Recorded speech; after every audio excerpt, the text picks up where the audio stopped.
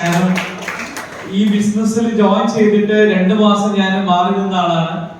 അങ്ങനെ കേരളത്തിലെ ഏറ്റവും കൂടുതൽ വരുമാനം വാങ്ങുന്ന ആളെ കാണാൻ വേണ്ടി ഞാൻ എറണാകുളത്ത് ചെന്നപ്പോൾ അവിടെ കണ്ടത് മുബീൻ സാറായിരുന്നു.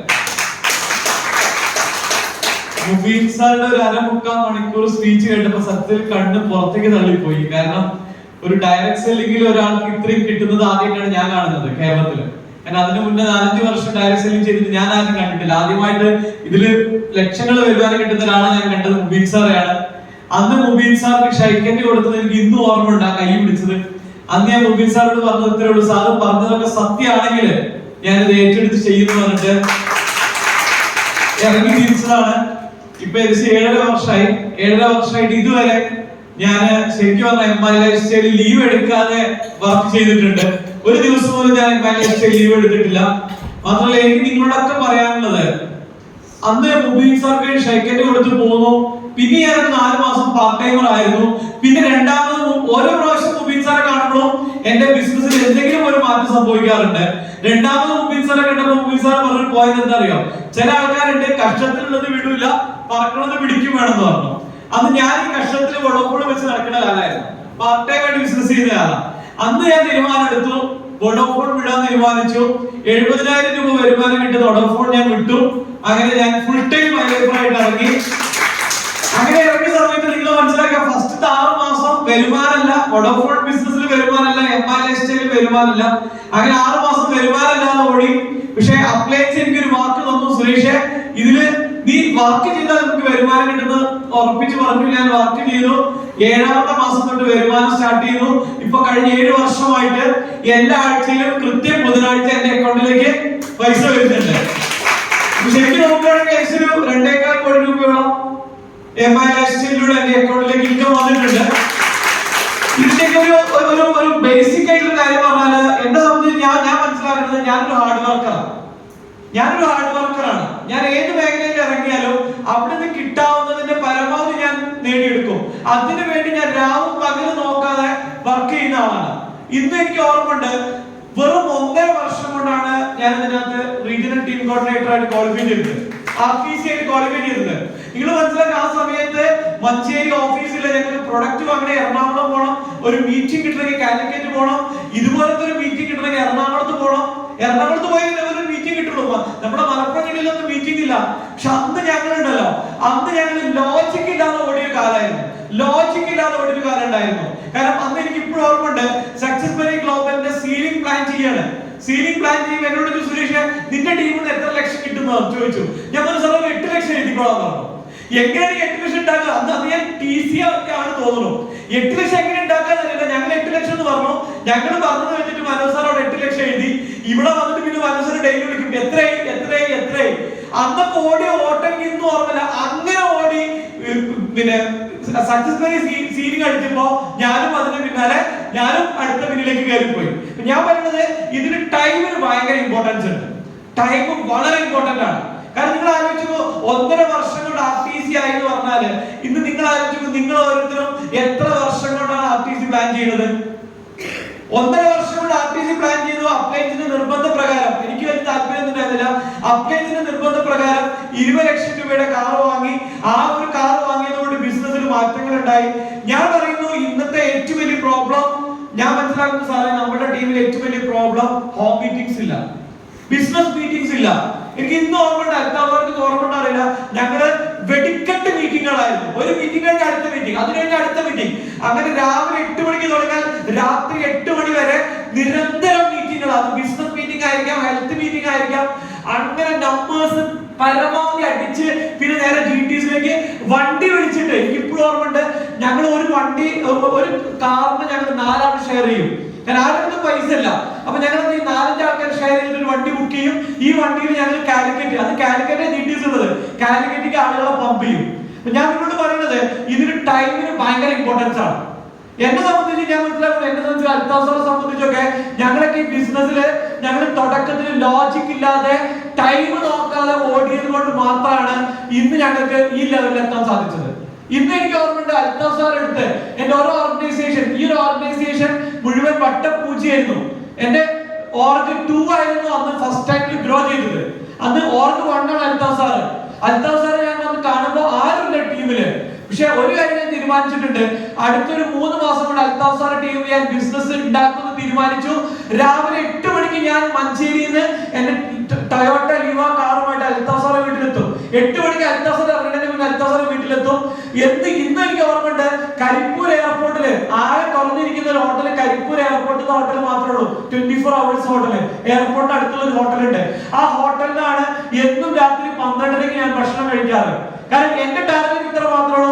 അൽത്താഫ് സാർ എടുത്ത് വന്നാൽ 35,000 മിനിമം ക്ലോസ് ചെയ്യാതെ ഞാൻ പോവില്ല. അൽത്താഫ് സാർ പോകാൻ ഞാൻ പോകില്ല. 35,000 ഞാൻ ക്ലോസ് ചെയ്യും. കാരണം എന്റെ ഒരു ദിവസത്തെ ടാർഗറ്റ് മിനിമം 35,000 ആണ്. ഏറ്റവും മിനിമം 35,000. പിന്നെ അതിന്റെ മുകളിൽ ഞാൻ എത്ര അടിക്കും. അങ്ങനെ കണ്ടിന്യൂസ് ആയിട്ട് അൽത്താഫ് സാറിന്റെ ടീമിൽ ഞാൻ 3 മാസം വർക്ക് ചെയ്തു. പിന്നെ അൽത്താഫ് സാർ എന്നോട് പറഞ്ഞു, ഒരു 3-4 മാസം കഴിഞ്ഞ അൽത്താഫ് സാർ പറഞ്ഞു, ഇനി നിങ്ങൾ വരേണ്ട ആവശ്യമില്ല സാറേ, ഞാൻ ഒറ്റയ്ക്ക് ചെയ്തോളാം എന്ന് പറഞ്ഞു. ഇപ്പൊ കഴിഞ്ഞ 6-6.5 വർഷമായിട്ട് ഞാൻ വരാതെ തന്നെ നിങ്ങളുടെ അടുത്ത് തന്നെ ഞാൻ വന്നിട്ട് എത്ര കാലമായി? ഹലോ, 6-6 വർഷമായിട്ട് ഞാൻ വരാതെ തന്നെ ഇവിടെ കോടികളുടെ ബിസിനസ് നടക്കുകയാണ്. അന്ന് എന്റെ ടീമിൽ വട്ടപൂജയായി അൽത്താഫ് സാറിന്റെ ടീമില് ഇന്ന് എനിക്ക് 7 കോടി ക്യാരി ഫോർവേഡ് ആണ്. അപ്പൊ ഞാൻ പറയുന്നത്, ഇതിന് ടൈം നോക്കാതെ വർക്ക് ചെയ്യണം. ടൈം നോക്കാതെ വർക്ക് ചെയ്യുന്ന ആളുകൾക്ക് മാത്രമേ അതിൽ ഇൻകം കിട്ടുള്ളൂ. ഒരിക്കലും നിങ്ങൾ വാച്ച് നോക്കരുത്.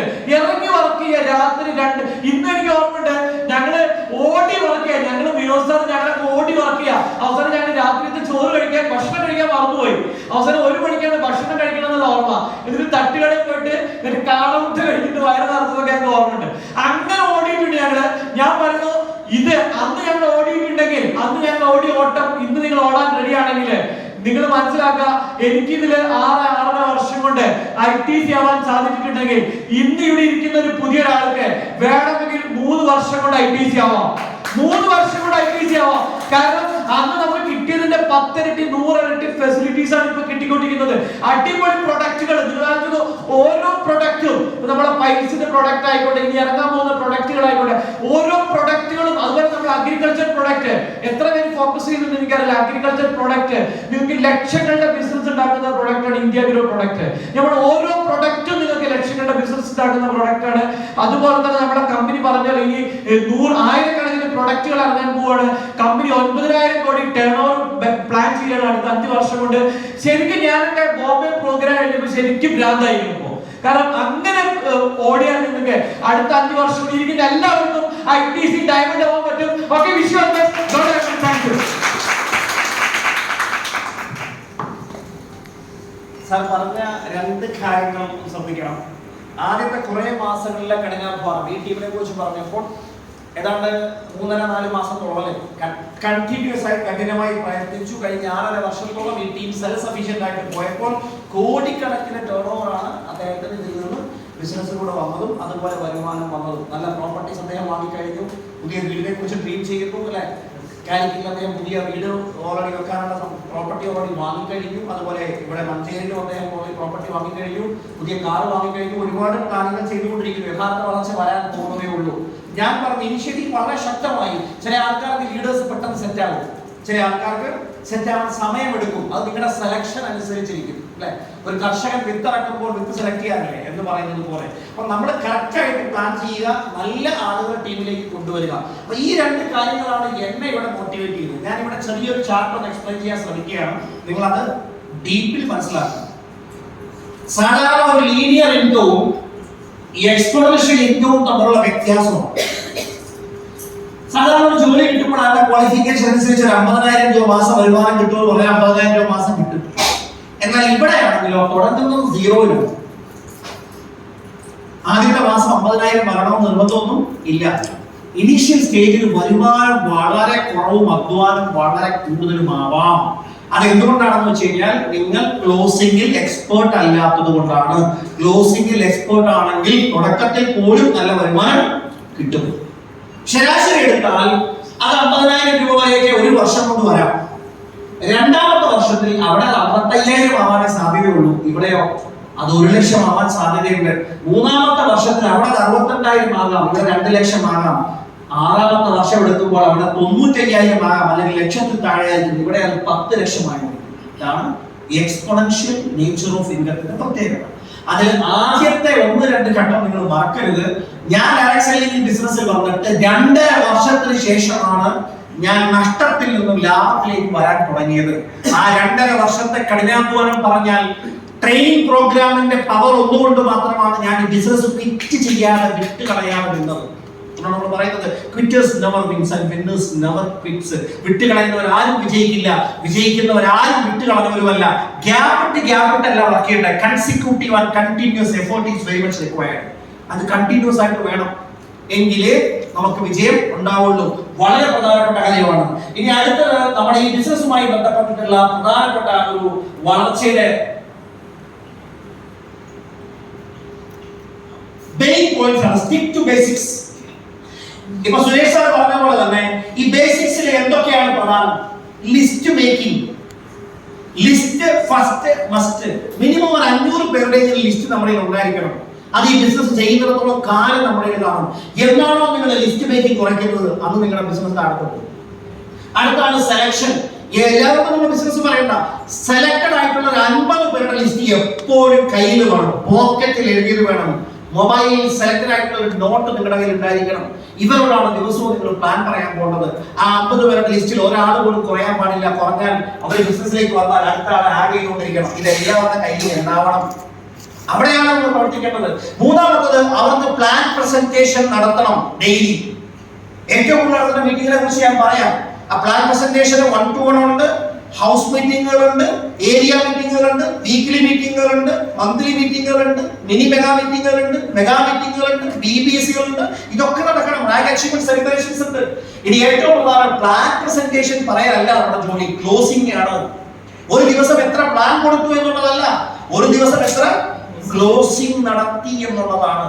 ഞാനൊരു ശരാശരി 2 കാറ്റഗറി ആൾക്കാർക്കുള്ള ഒരു daily average sales closing target പറയാം.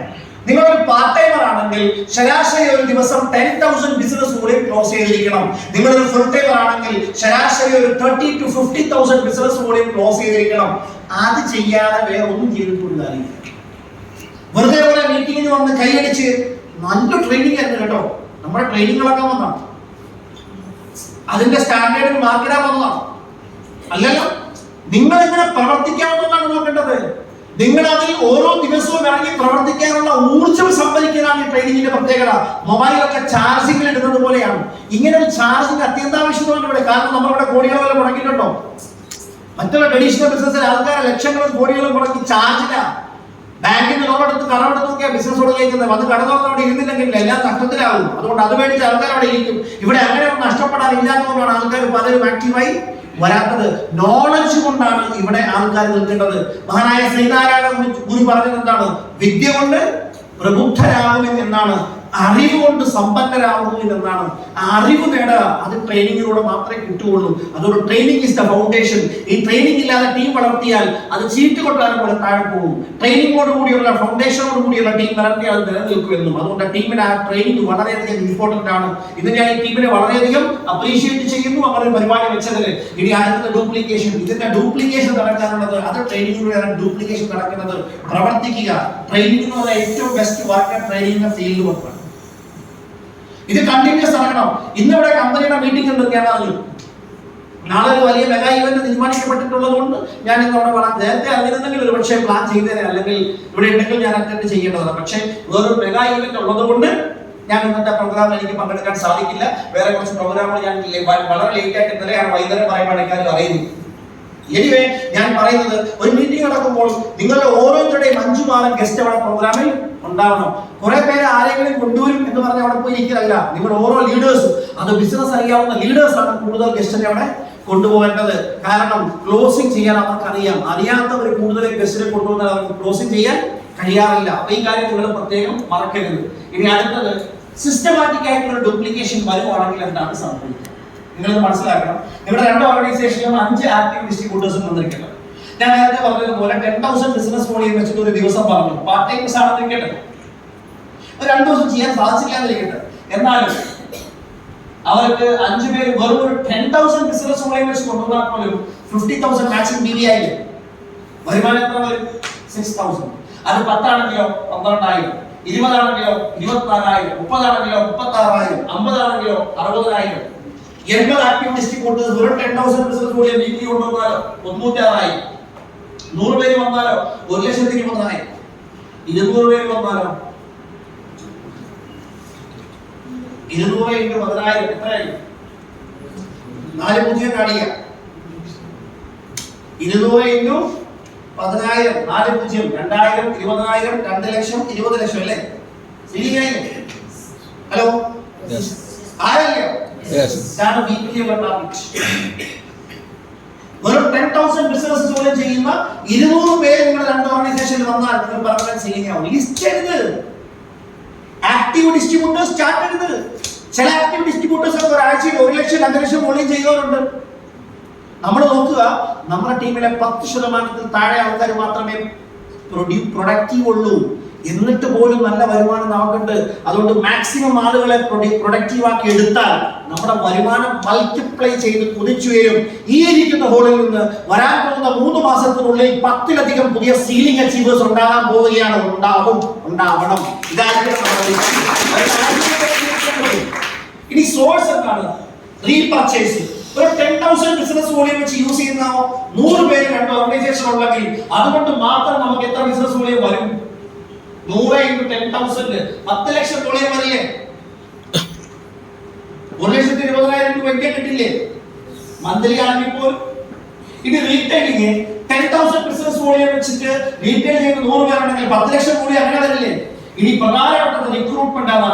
അതാണ് ഈ ബിസിനസിന്റെ 70% നടക്കേണ്ടത്. നെറ്റ്വർക്ക് മാർക്കറ്റിംഗ് എന്ന് പറഞ്ഞാൽ ഒരു നെറ്റ്വർക്ക് ഉണ്ടാക്കലാണ്, ഒരു വലിയ ഗ്രൂപ്പ് ഉണ്ടാക്കലാണ്, ടീം ഉണ്ടാക്കലാണ്. എല്ലാ ബിസിനസ്സും കസ്റ്റമർ നെറ്റ്വർക്ക് ഉണ്ടാക്കലാണ് നമ്മുടെ ജോലി. അപ്പൊ ഇവിടെ നമ്മൾ അത് തന്നെയാണ്. അപ്പൊ അതുകൊണ്ട് റിക്രൂട്ട്മെന്റിന് ഏറ്റവും കൂടുതൽ പ്രാധാന്യം കൊടുക്കണം.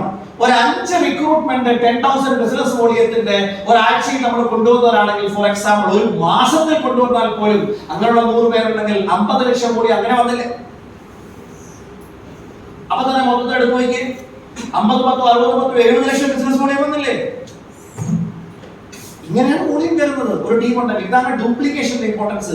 ഇനി ഇവരെ റീറ്റെയിൻ ചെയ്യണമെങ്കിൽ system and training is very important. ആ സിസ്റ്റം ആൻഡ് ട്രെയിനിങ് ആണ് ഇന്ന് SBGസിന്റെ ഫൗണ്ടേഴ്സ് നിങ്ങൾക്ക് കാണിച്ചു തന്നത്. ഒരു പ്രാവശ്യം കാണിച്ചു തരിക എന്ന് മാത്രമേ ഉള്ളൂ മിടുക്കന്മാരായ ആൾക്കാർക്ക് കിട്ടാറുള്ളത്. അത് കിട്ടിക്കഴിഞ്ഞാൽ അതിൽ ഏറ്റവും ബെറ്റർ ആയിട്ടുള്ള നല്ല നല്ല കാര്യങ്ങൾ വെച്ച് നിങ്ങൾ നിങ്ങളുടെ സിസ്റ്റം ഡെവലപ്പ് ചെയ്തെടുക്കുക. I would like to specially appreciate Malabar millionaires for this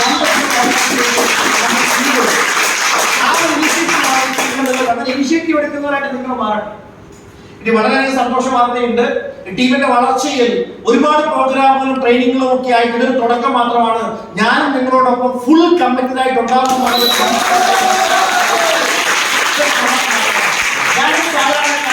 എന്റെ ലൈഫിൽ എങ്ങനെയാണ് മാറ്റങ്ങൾ ഉണ്ടായെന്ന് പറയാം. ഞാൻ ബിസിനസ് ഫാമിലിയിൽ ജനിച്ചു വളർന്നതാണ്. വളരെ നോർമൽ അവസ്ഥയിൽ നിന്ന് സക്സസ്ഫുൾ ആയി ബിസിനസ് ചെയ്ത് വളർന്ന ഒരു വിജയിച്ച ബിസിനസ്സുകാരനായിരുന്നു എന്റെ പിതാവ്. അദ്ദേഹത്തിന്റെ ബിസിനസ് ഞങ്ങള് കോട്ടയം ജില്ലക്കാരായിരുന്നെങ്കിലും ആളുടെ ബിസിനസ് ഒക്കെ ഡെവലപ്പ് ചെയ്ത് മലബാർ സൈഡിലാണ്. പയ്യന്നൂർ, കാഞ്ഞങ്ങാട്, തളിപ്പറമ്പിലൊക്കെ ആയിരുന്നു ഹോൾസെയിൽ ആൻഡ് റീറ്റെയിൽ ബിസിനസ് ഒക്കെ ഉണ്ടായിരുന്നു. എനിക്ക് ഓർമ്മ വെച്ച കാലത്തൊക്കെ എന്റെ ഫാദറിന് വളരെ സക്സസ്ഫുൾ ആയിട്ടുള്ള ബിസിനസ്സും നല്ല വരുമാനം ഒക്കെ ഉണ്ട്. ചെറുപ്പം മുതൽ തന്നെ ആ ഒരു സാഹചര്യത്തിലൂടെയാണ് വളർന്നു വന്നത്. എന്നാൽ ആള് തികഞ്ഞ വിശ്വാസിയായിട്ടുള്ള ഒരു വ്യക്തിയായിരുന്നു. ഒരു ഇസ്ലാമിക സംഘടനയിലെ ഒരു വളരെ സജീവമായ ഒരു പ്രവർത്തകനായിരുന്നു. അതുകൊണ്ട് ആള് ഇഹലോകത്തിനൊന്നും വലിയ പ്രാധാന്യം കൊടുത്തിരുന്നില്ല. യഥാർത്ഥ ജീവിതമൊക്കെ ഞാൻ അപ്പൊ പഠിച്ചാണ് സൂറത്തുൽ സഫൊക്കെ. എന്റെ ഫാദർ എപ്പോഴും ഖുർആൻ ക്ലാസ് ഒക്കെ എടുക്കുമല്ലോ അതിനെ കുറിച്ച്. ആ സമയത്ത് ഞാൻ കാണാൻ പാഠം പഠിച്ച ചാപ്റ്ററാണ് സൂറത്തുൽ സഫൊക്കെ. അപ്പൊ എന്റെ വീടൊക്കെ എന്ന് പറഞ്ഞാൽ ഒരു പഴയ ഇടിഞ്ഞു പൊളിഞ്ഞ് വീടാനായ ഒരു വീടാണ്. ഇതിനെ കൂടെ കാണാം. എന്റെ ക്ലാസ്സിൽ പഠിക്കുന്ന കോളേജിൽ പഠിക്കുന്ന പിള്ളേരെ ഞാൻ ഒരിക്കൽ പോലും വീട്ടിലേക്ക് വിളിച്ചിട്ടില്ല. എന്റെ ഉള്ള വിലകളൊന്നും അധികം വിലയൊന്നും ഇല്ല. ഉള്ള വിലകളൊക്കെ പോകുന്നു പറഞ്ഞാൽ അതുകൊണ്ടാണ്.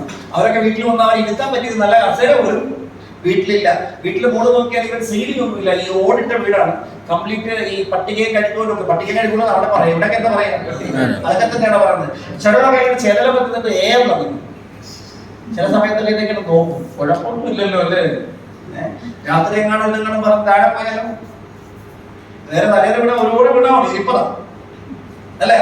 ഒരു റോഡിനൊക്കെ 2-2.5 കിലോ ഒക്കെ വെയിറ്റ് ഒക്കെ ഉണ്ട്. ഇതെല്ലാം മൊത്തത്തില് ഈ പഴയ കാലത്ത് മണ്ണിന്റെ കട്ട വെച്ചിട്ട് മണ്ണ് കെട്ടി ഉണ്ടാക്കിയ ഒരു വീടാണ്. മാതൃകണ്ടോ പഴയ വീട് കണ്ടോ വാങ്ങിച്ച വീട് ഫ്രണ്ട് വശം മാത്രം വെറുതെ ഒന്ന് തേച്ച് വെച്ചിട്ടുണ്ട്. അത് എങ്ങനെ തട്ട് കെട്ടിയോ വാങ്ങി താഴെ ഇച്ചിരി വെള്ളം അങ്ങനെ ശക്തി കഴിച്ചാൽ ഈ മണ്ണെല്ലാം അവിടെ ഒലിച്ചിട്ട് പോയിട്ട് എല്ലാം അടിച്ചിട്ട് താഴെ പോകും. അതുപോലത്തെ അവസ്ഥയിലാണ് ഇതിന്റെ എടുത്ത് പറഞ്ഞത്. സമയത്ത് മാറ്റങ്ങളൊന്നും വരുത്തിയിട്ടില്ല. ഇതൊക്കെ മാറ്റം വരുന്നതിന് ശേഷമുള്ളതാണ് ഞാൻ പറഞ്ഞത്. ചെറിയ ഈ എയർപ്രൈസ് ഒക്കെ പോലെ പറ്റില്ലേ, ആ ഭാഗത്ത് ചുമ്മാ കല്ലിട്ട് ഇവിടെ മോളോട് കെട്ടി വെച്ചിട്ട് ജല്ലി വെച്ചപ്പോൾ അത് വാതിൽ വെച്ചത് അതൊരു ചെറിയൊരു ഹാള് പോലെയായി. നമ്മൾ പണ്ട് നിങ്ങളുടെ നാട്ടിൽ തിണ്ണേന്നാണ് പറയുന്നത്. ഇവിടെ എന്താ പറയുക? എനിക്ക് അറിയില്ല. അങ്ങനെ ഒരു സിറ്റുവേഷൻ ആയിരുന്നു അവിടെ. അതിന്റെ ബാക്കി 2 ചെറിയ മുറിയുണ്ട്. ബാത്റൂമൊക്കെ കുറച്ച് ദൂരെയാണ്. ഒരു ചെറിയൊരു അടുക്കള, അപ്പുറത്തേക്കുള്ള ഒരു ചാവൽ അടുക്കള, ഇപ്പുറത്തേക്ക് ഒരു ചാർട്ടെന്നാണ് അതിന് പറയുന്ന പേര് തന്നെ, ചാർത്തി കൊടുത്തേക്കുന്നതാണ്.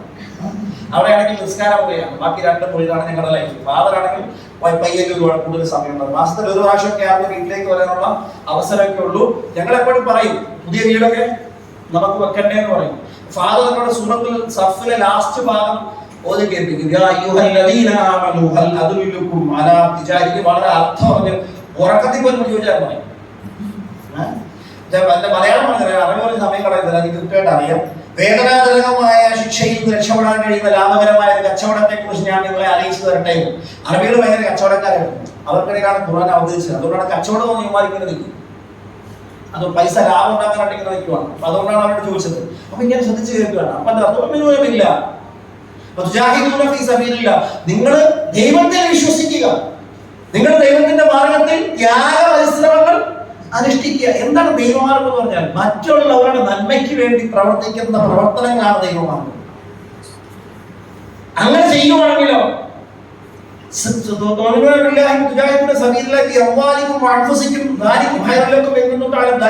നിങ്ങളുടെ ശരീരം കൊണ്ടും സമ്പത്ത് കൊണ്ടും നിങ്ങൾ അതിനുവേണ്ടി അധ്വാനിക്കുക. ഞാനാണെങ്കിലോ നിങ്ങൾക്ക് പുറത്തു നൽകും.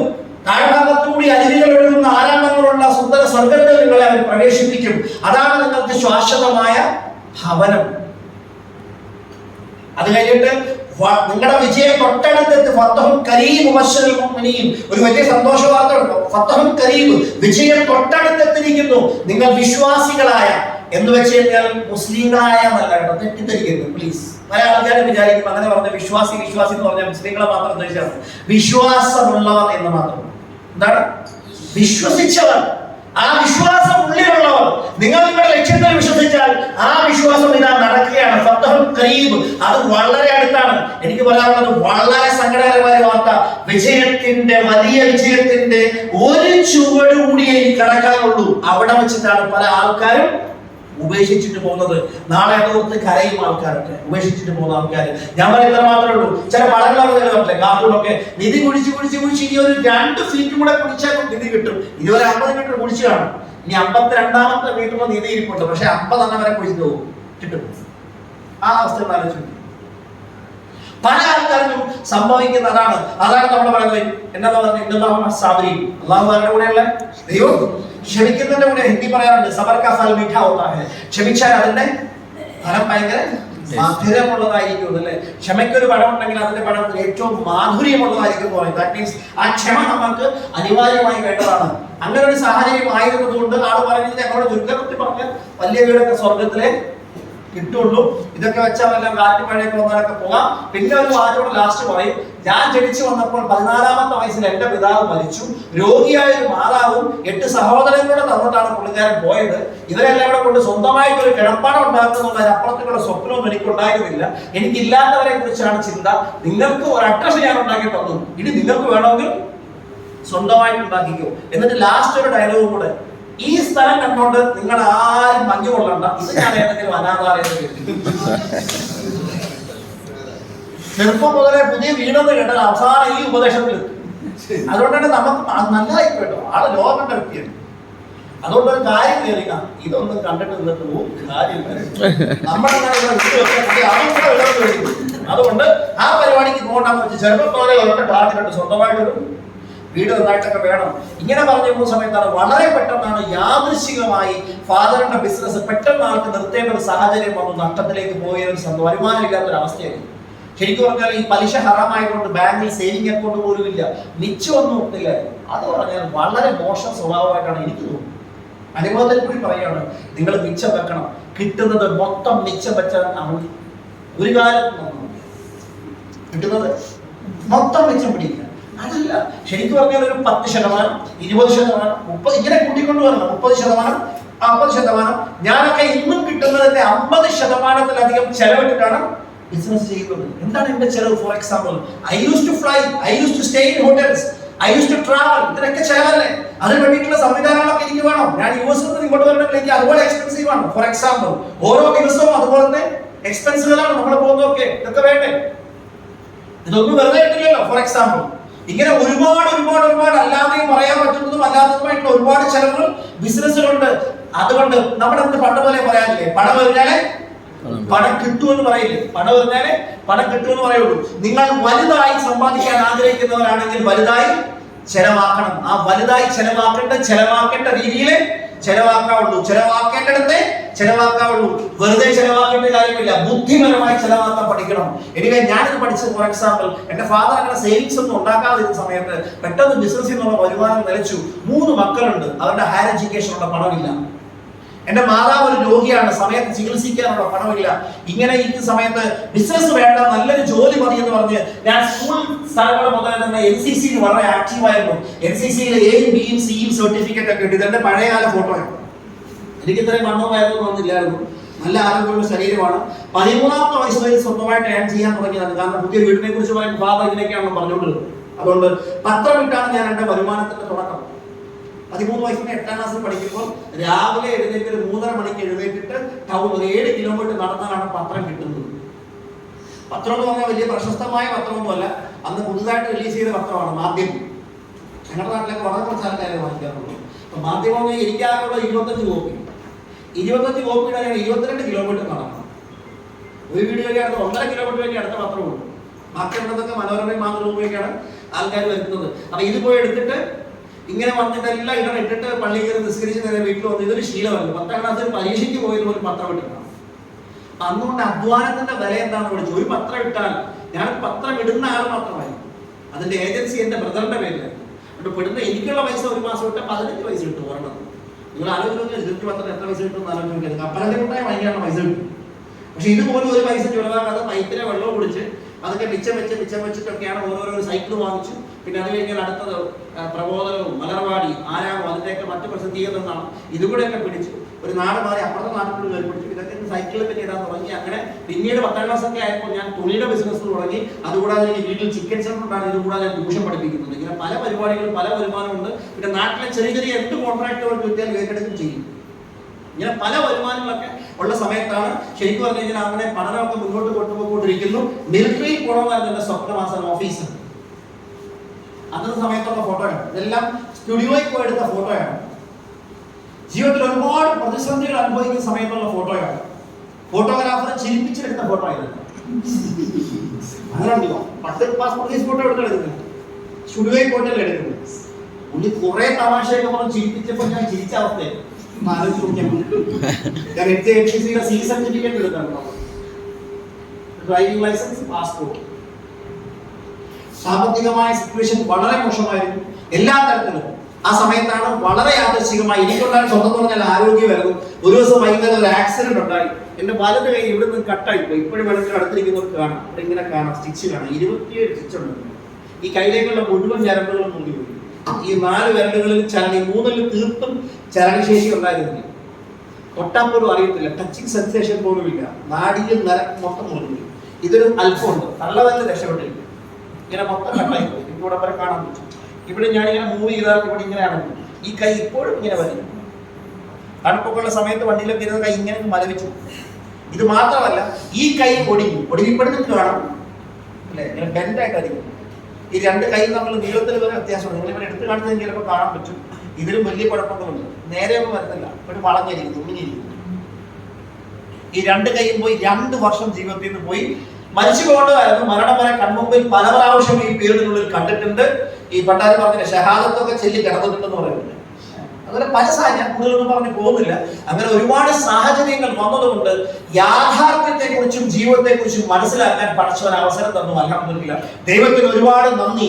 അത് മനസ്സിലായതുകൊണ്ട് കാര്യങ്ങൾ യഥാർത്ഥ രീതിയിൽ പ്ലാൻ ചെയ്ത് കുടുംബത്തിനെ പ്രാധാന്യം കൊടുത്തുകൊണ്ട് മുന്നോട്ട് പോകാൻ പഠിച്ചു. അതുകൊണ്ടാണ് ഞാൻ ഒരു ക്രൗൺ ഡയമണ്ടായി നിങ്ങളുടെ മുന്നിൽ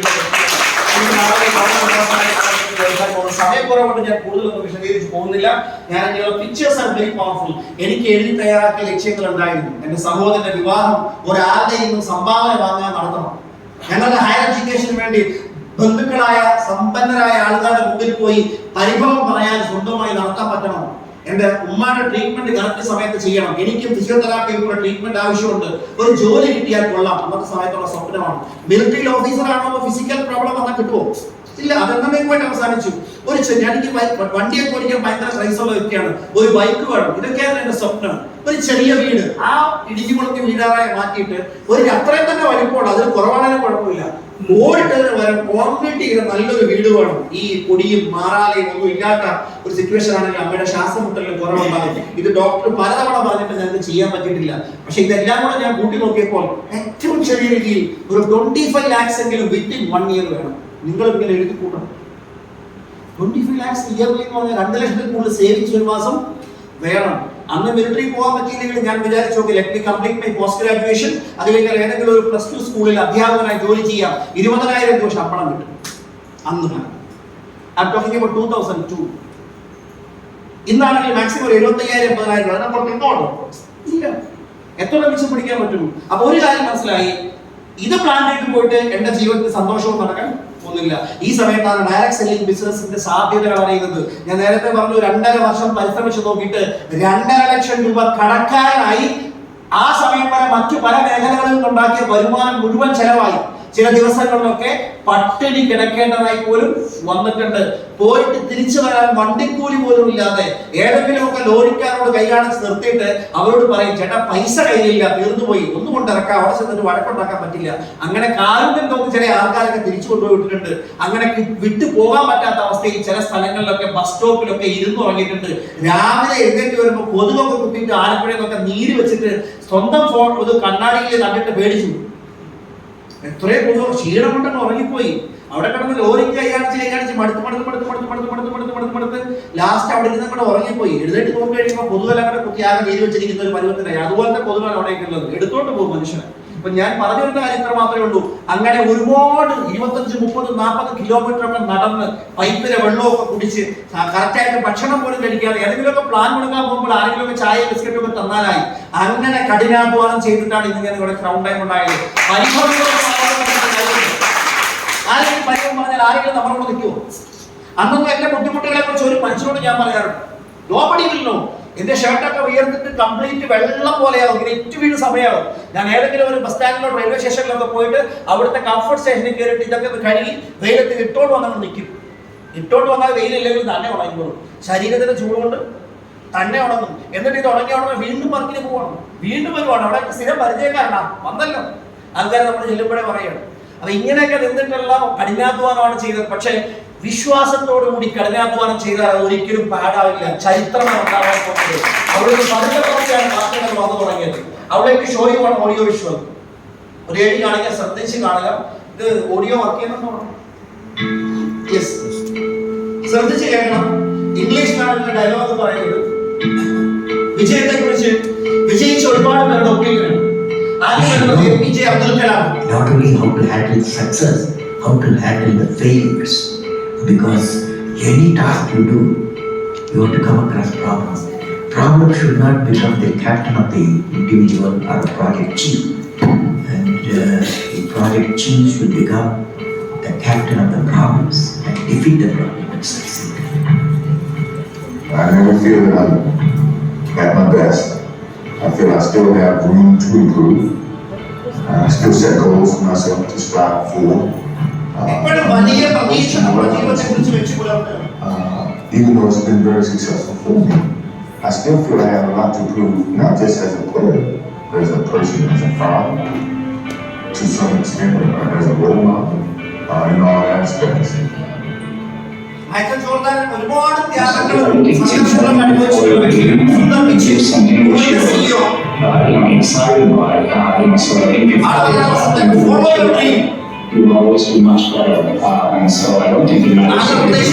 ഒരു ചെറിയ ഗ്രാമത്തിൽ ലോകത്തിലെ ഏറ്റവും വലിയ company When I look around, I always learn something that is to be more to have faith in yourself. Do not go out and look for a successful personality and duplicate it. No. The great successes, the large companies, are many successful. വലിയ ആശയങ്ങൾ started in അവസരങ്ങൾ കിട്ടിയാൽ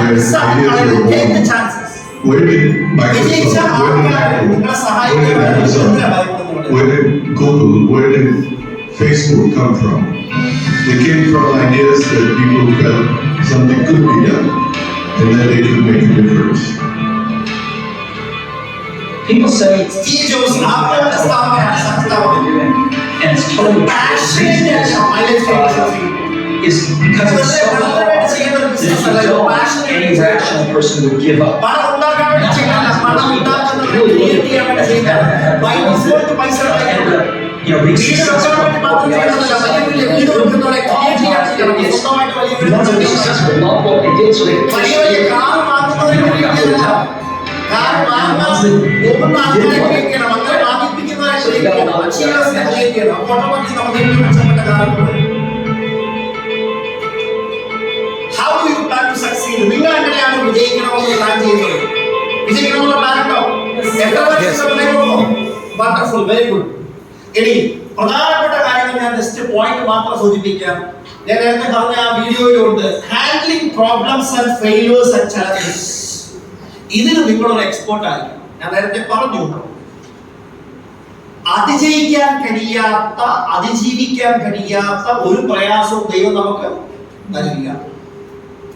അതുകൊണ്ട് അവിടെയൊന്നും പരിഭ്രമിക്കേണ്ട ആവശ്യം ഇല്ല. ക്ഷമ കൈക്കൊണ്ടുകൊണ്ട് ഉറച്ച നിലപാട് നിൽക്കുക. മുന്നോട്ട് വെച്ച കാല് ആകാശം ഇടിഞ്ഞു വീണാലും, ആകാശത്തൊന്ന് തീമഴ പെയ്താലും, ഹിമാലയം മൊത്തം ഒഴുകി ഒലിച്ചാലും, പുഴയൊഴുകുന്ന വഴി മാറിപ്പോയാലും നമ്മൾ മുന്നോട്ട് വെച്ച കാല് പിന്നോട്ട് വെക്കാൻ പാടില്ല. മുന്നോട്ട് പോകണം, പറഞ്ഞ കാര്യങ്ങൾ അച്ചീവ് ചെയ്തിരിക്കണം. അതാണ് യഥാർത്ഥ വിജയം, അതാണ് യഥാർത്ഥ സന്തോഷം. SWOT analysis, strength, weakness and opportunity and threats. വെല്ലുവിളികൾ, സ്ട്രെങ്ത്, നമ്മുടെ കഴിവുകൾ എന്തൊക്കെയാണ് തിരിച്ചറിയണം. നമ്മുടെ കഴിവുകേടുകളെ കുറിച്ച് ബോധ്യമുണ്ടായിരിക്കണം. കഴിവുകളെ വീണ്ടും കഴിവുകളെ വർദ്ധിപ്പിക്കുക. കഴിവുകേടുകളെ പ്രത്യേക പരിശീലനം കൊടുത്ത് അതിനെ ശക്തിയാക്കി മാറ്റുക. നമ്മുടെ മുന്നിലുള്ള അവസരങ്ങൾ തിരിച്ചറിയുക. ഞാൻ പറഞ്ഞു കഴിഞ്ഞു, അതിൽ എന്തൊക്കെ ചലഞ്ചാണ് വരാൻ പോകുന്നത്, അതിനെ അതിജീവിക്കാൻ മുൻകൂട്ടി പ്ലാൻ ചെയ്ത് പ്രവർത്തിക്കുക. And grow yourself and grow in your life. നിങ്ങളുടെ ജീവിതത്തിൽ വളർന്നു കാണിക്കുക, അച്ചീവ് ചെയ്ത് കാണിക്കുക. എത്ര വലിയ സംഘർഷങ്ങൾ നേരിട്ടിട്ടുണ്ടെങ്കിലും നാളെ വിജയത്തിൽ അതിനെക്കുറിച്ച് പറയുമ്പോഴാണ് ലോകത്തിൽ ഇൻസ്പിറേഷൻ ഉണ്ടാകാൻ പോകുന്നത്. വിജയങ്ങളെ അല്ല ഇൻസ്പയർ ചെയ്യുന്നത്, വിജയിച്ച വ്യക്തികൾ ഉണ്ടാക്കിയ അല്ലെങ്കിൽ അവർ അതിജീവിച്ച സംഘർഷങ്ങളാണ് അവർക്ക് ഇൻസ്പിറേഷൻ മറ്റുള്ളവർക്ക് നൽകുന്നത്. കറക്റ്റ് ആണോ? യെസ്. അങ്ങനത്തെ പാതകൾ തന്നെയാണ് ഞാൻ കടന്നു വന്നത്. Never ever stay contented. സംതൃപ്തരാവരുത് പ്ലീസ്. പല പ്രശ്നം പറഞ്ഞാൽ the leaders are the biggest problem for the team. അവർ കണ്ടന്റഡ് ആണ്, കിട്ടിയതിൽ സംതൃപ്തരാ. they are happy with 50,000 weekly, they are happy with 2,10,000 weekly. അവരുടെ വരുമാനത്തെ കുറിച്ചുള്ള സെൽഫിഷ് ചിന്താഗതി മാത്രമേ ഉള്ളൂ. എന്താണ് ഭഗവത്ഗീത ലോകത്തിന് ഉദ്ബോധിപ്പിച്ചത്? കർമ്മണ്യേ വാധികാരസ്തേ മാ ഫലേഷു കഥാചന എന്നാണ് ഭഗവത്ഗീത പറഞ്ഞത്. എന്താണ്? കർമ്മം ചെയ്യുമ്പോൾ സ്വാർത്ഥ ഇച്ഛയില്ലാതെ, സ്വാർത്ഥ പ്രതീക്ഷയില്ലാതെ, സ്വാർത്ഥ ലാഭമില്ലാതെ, സ്വാർത്ഥ നേട്ടമില്ലാതെ നമ്മൾ മറ്റുള്ളവരുടെ നേട്ടത്തിന് വേണ്ടിയിട്ട് കർമ്മം ചെയ്യാനെന്നാണ് പറഞ്ഞത്. അങ്ങനെ കർമ്മം ചെയ്താൽ ദൈവം നമ്മുടെ കൂടെ ഉണ്ടാകും. നിങ്ങൾ എവിടെ പോയാലും അത് തന്നെയാണ് പറയുന്നത്. No pain no gain. Pain ഇല്ലയോ ഗെയിൻ ഇല്ല. അതുകൊണ്ട് പ്രതിസന്ധികൾ വരുമ്പോൾ മറ്റുള്ളവരുടെ മുമ്പിൽ പോയി ചോദിക്കലല്ല നമ്മൾ ചെയ്യേണ്ടത്, മറിച്ച് അതിനോട് മത്സരിച്ച് സ്വന്തം കഴിവുകളെ പരിപോഷിപ്പിച്ച്, വിശ്വാസം എന്നാൽ നേട്ടമുള്ളപ്പോൾ ഉപയോഗിക്കേണ്ടതല്ല വിശ്വാസം. സാഹചര്യങ്ങളെല്ലാം പ്രതികൂലമാകുമ്പോൾ നിങ്ങളെ മുന്നോട്ട് നയിക്കുന്ന ചാലക ശക്തിയാവണം വിശ്വാസം. നാളെ എല്ലാം നന്നാകും എന്നുള്ള ഉറച്ച വിശ്വാസം, അതാണ് യഥാർത്ഥ വിശ്വാസം. വലിയ വലിയ സ്വപ്നങ്ങൾ കാണണം. എപ്പോഴും നേട്ടങ്ങൾക്ക് വേണ്ടി വിശക്കുന്നവരെ പോലുള്ള ഒരു ഫീലിംഗ് നിങ്ങൾക്ക് ഉണ്ടാവണം. Set your goals and update it nearly. എല്ലാ വർഷവും അതിനെ റീവർക്ക് ചെയ്തുകൊണ്ടിരിക്കുക. ഉള്ള നേട്ടത്തിൽ ഒതുങ്ങാതെ വലിയ സ്വപ്നങ്ങൾ കാണാൻ പഠിക്കുക. ആൻഡ് 100% ഫെയ്ത്ത്, 100% വിശ്വാസം. 99% വിശ്വാസം ഉണ്ടെങ്കിലും വിജയിക്കില്ല. 100% വേണം. And take 100% personal responsibility and work as A team. Success bury global Malabar millionaires എന്ന് പറഞ്ഞാൽ ഈ പേര് മലബാർ മില്യനേഴ്സ്. നിങ്ങൾക്ക് വേണമെങ്കിൽ മലബാർ മില്യനേഴ്സ് വേണമെങ്കിൽ വിളിക്കാം. And you can find 2 M's. That is 2 qualities of leadership. Be model for everybody, be a mentor and monitor for everybody. അങ്ങനെ വേണമെങ്കിൽ വിളിക്കാം. എന്നോട് പറഞ്ഞാൽ ഞാൻ പറയും മുബീൻ മുഹമ്മദ് എന്ന് പറയും. ഫോർ എക്സാമ്പിൾ ഞാൻ പറഞ്ഞു ഇമോഷണലി അറ്റാച്ച് ചെയ്യാൻ വേണ്ടി പറ്റിയിട്ടുള്ള ഓരോ കാര്യങ്ങളാണ് ഞാൻ പറയുന്നത് അല്ലേ. And the real power is money power, correct or not? Money and motivation, ഇതെല്ലാം എല്ലാം ഉണ്ട് അല്ലേ. വെറും മലബാർ മില്ലിയനേഴ്സ് മാത്രമല്ല. So empower yourself, empower others. ആ എംപവറിൽ ആദ്യം എംപവറിട്ട് പവർ അറിയാലോ എന്ന് വരും ആദ്യത്തെ മോഡൽ. എംപവർ അതേഴ്സ് വളർന്നു വന്നു അല്ല വന്നില്ലേ. അപ്പൊ ഈ മലബാർ മില്ലിയനേഴ്സ് എന്നുള്ള ടീം വളരെ പവർഫുൾ ആയിട്ടുള്ള ടീം തന്നെയാണ്. നിങ്ങൾ യുണൈറ്റഡ് ആയിട്ട് അതിശക്തമായി നിങ്ങൾ വിജയിക്കണമെന്ന് ആഗ്രഹിക്കുന്ന ടീം വെലോസിറ്റിയുടെ ഫൗണ്ടർ ആൻഡ് സിഇഒ കൂടിയാണ് ഞാൻ നിങ്ങളുടെ അപ്ലൈയിൽ വരുന്ന ക്രൗൺ ഡയമണ്ട് ആണ്. അതോടൊപ്പം നിങ്ങളുടെ ഈ ലൈൻ ഓഫ് സ്പോൺസേഴ്സിൽ അതിശക്തമായി ബിസിനസ്സിൽ കമ്മിറ്റ്മെന്റ് ഉള്ള, നിങ്ങൾ വിജയിച്ച് കാണണമെന്ന് തീവ്രമായ ആഗ്രഹമുള്ളവരുമായി മാത്രം കൺസൾട്ട് ചെയ്ത് നിങ്ങൾ വിജയിക്കാൻ വേണ്ടി മുന്നോട്ട് പോവുക. നിങ്ങളോടൊപ്പം അവരെല്ലാം ശക്തമായിട്ടുണ്ടാകും, ഞാൻ ഉൾപ്പെടെ. നാളെ നമുക്ക് പരിശ്രമം. My family should be secured. ഈ ഒരു ചിന്തയാണ് എന്നിൽ വലിയ മാറ്റങ്ങൾ ഉണ്ടാക്കിയത്, എന്റെ കുടുംബം. കാരണം ഞങ്ങൾക്ക് വന്ന അവസ്ഥ ഇനി എന്റെ മക്കൾക്ക് വരാൻ പാടില്ല.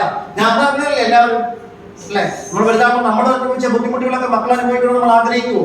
ഇല്ല. അതുകൊണ്ട് നമ്മൾ പണിയെടുക്കും. പതുക്കെയാണ് ബിസിനസ്സിൽ വളർച്ച ഉണ്ടായത്. ഈ ബിസിനസ്സിലെ പാസീവ് ഇൻകം എന്ന ചെറിയ കാര്യം കേട്ടോ.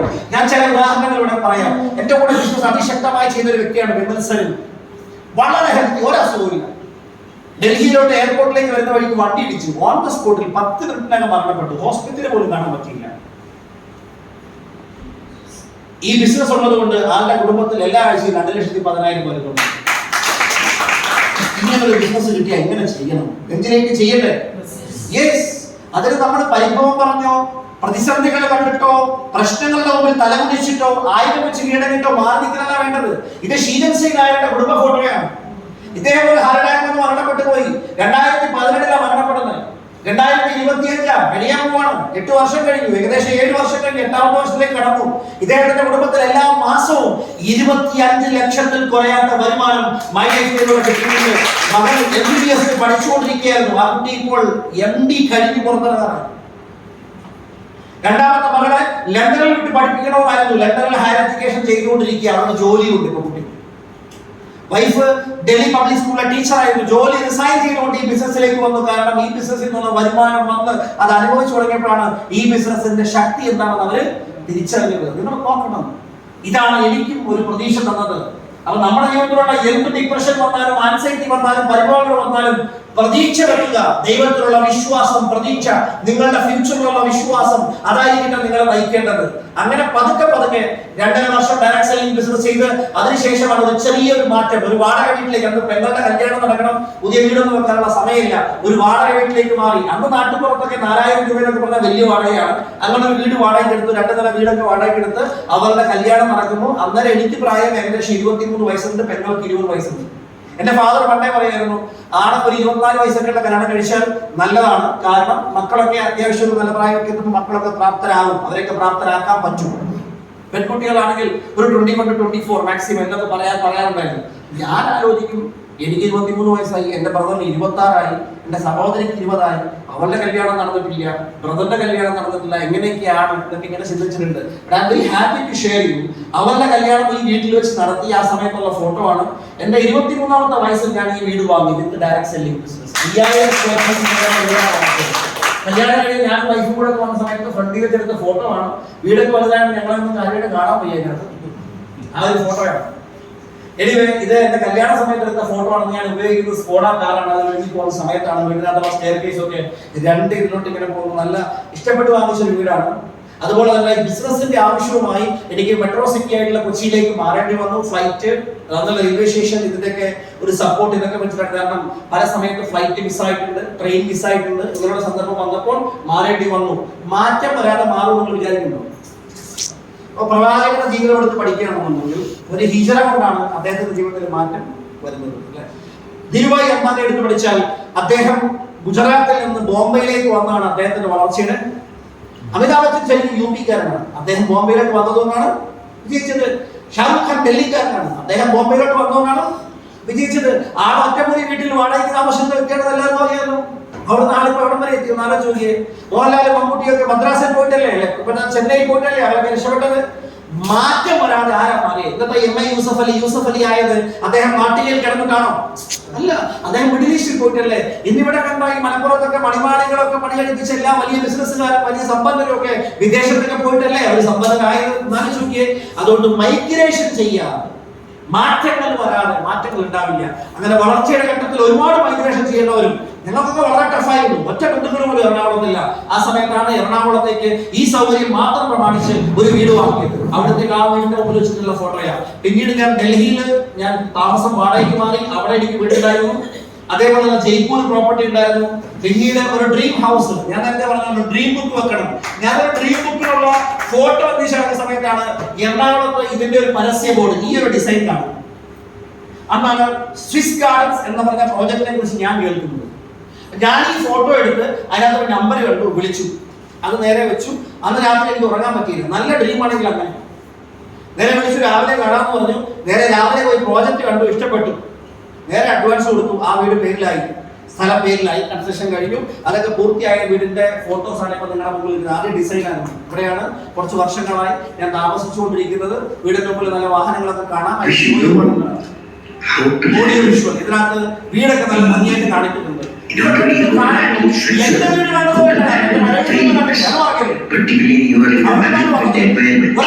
ആശ്രയിച്ചിരുന്നാൽ മറ്റുള്ളവരുടെ കബർസ്ഥാൻ വരെ പോകാൻ പറ്റുമോ? ശ്മശാനം വരെ, അതിനപ്പുറത്തോട്ട് പോകാൻ പറ്റുമോ? ഇല്ല. അവനവന്റെ കാല് ഉറച്ചുകൊണ്ട് മുന്നോട്ട് പോകാൻ പറ്റണം. വിജയിക്കാനുള്ള ചിലപ്പോൾ നിങ്ങൾക്കുണ്ട്. ഒരാൾക്ക് വിജയിക്കാനുള്ള നിങ്ങൾ വിജയിക്കാൻ പറ്റില്ല. അത് ഉറച്ചു വിശ്വസിക്കുന്നു. എന്ത് പ്രശ്നം വന്നാലും ആ പ്രശ്നങ്ങളെ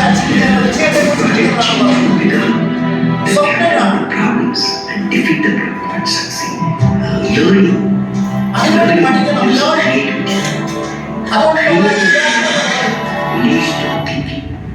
Knowledge makes you great.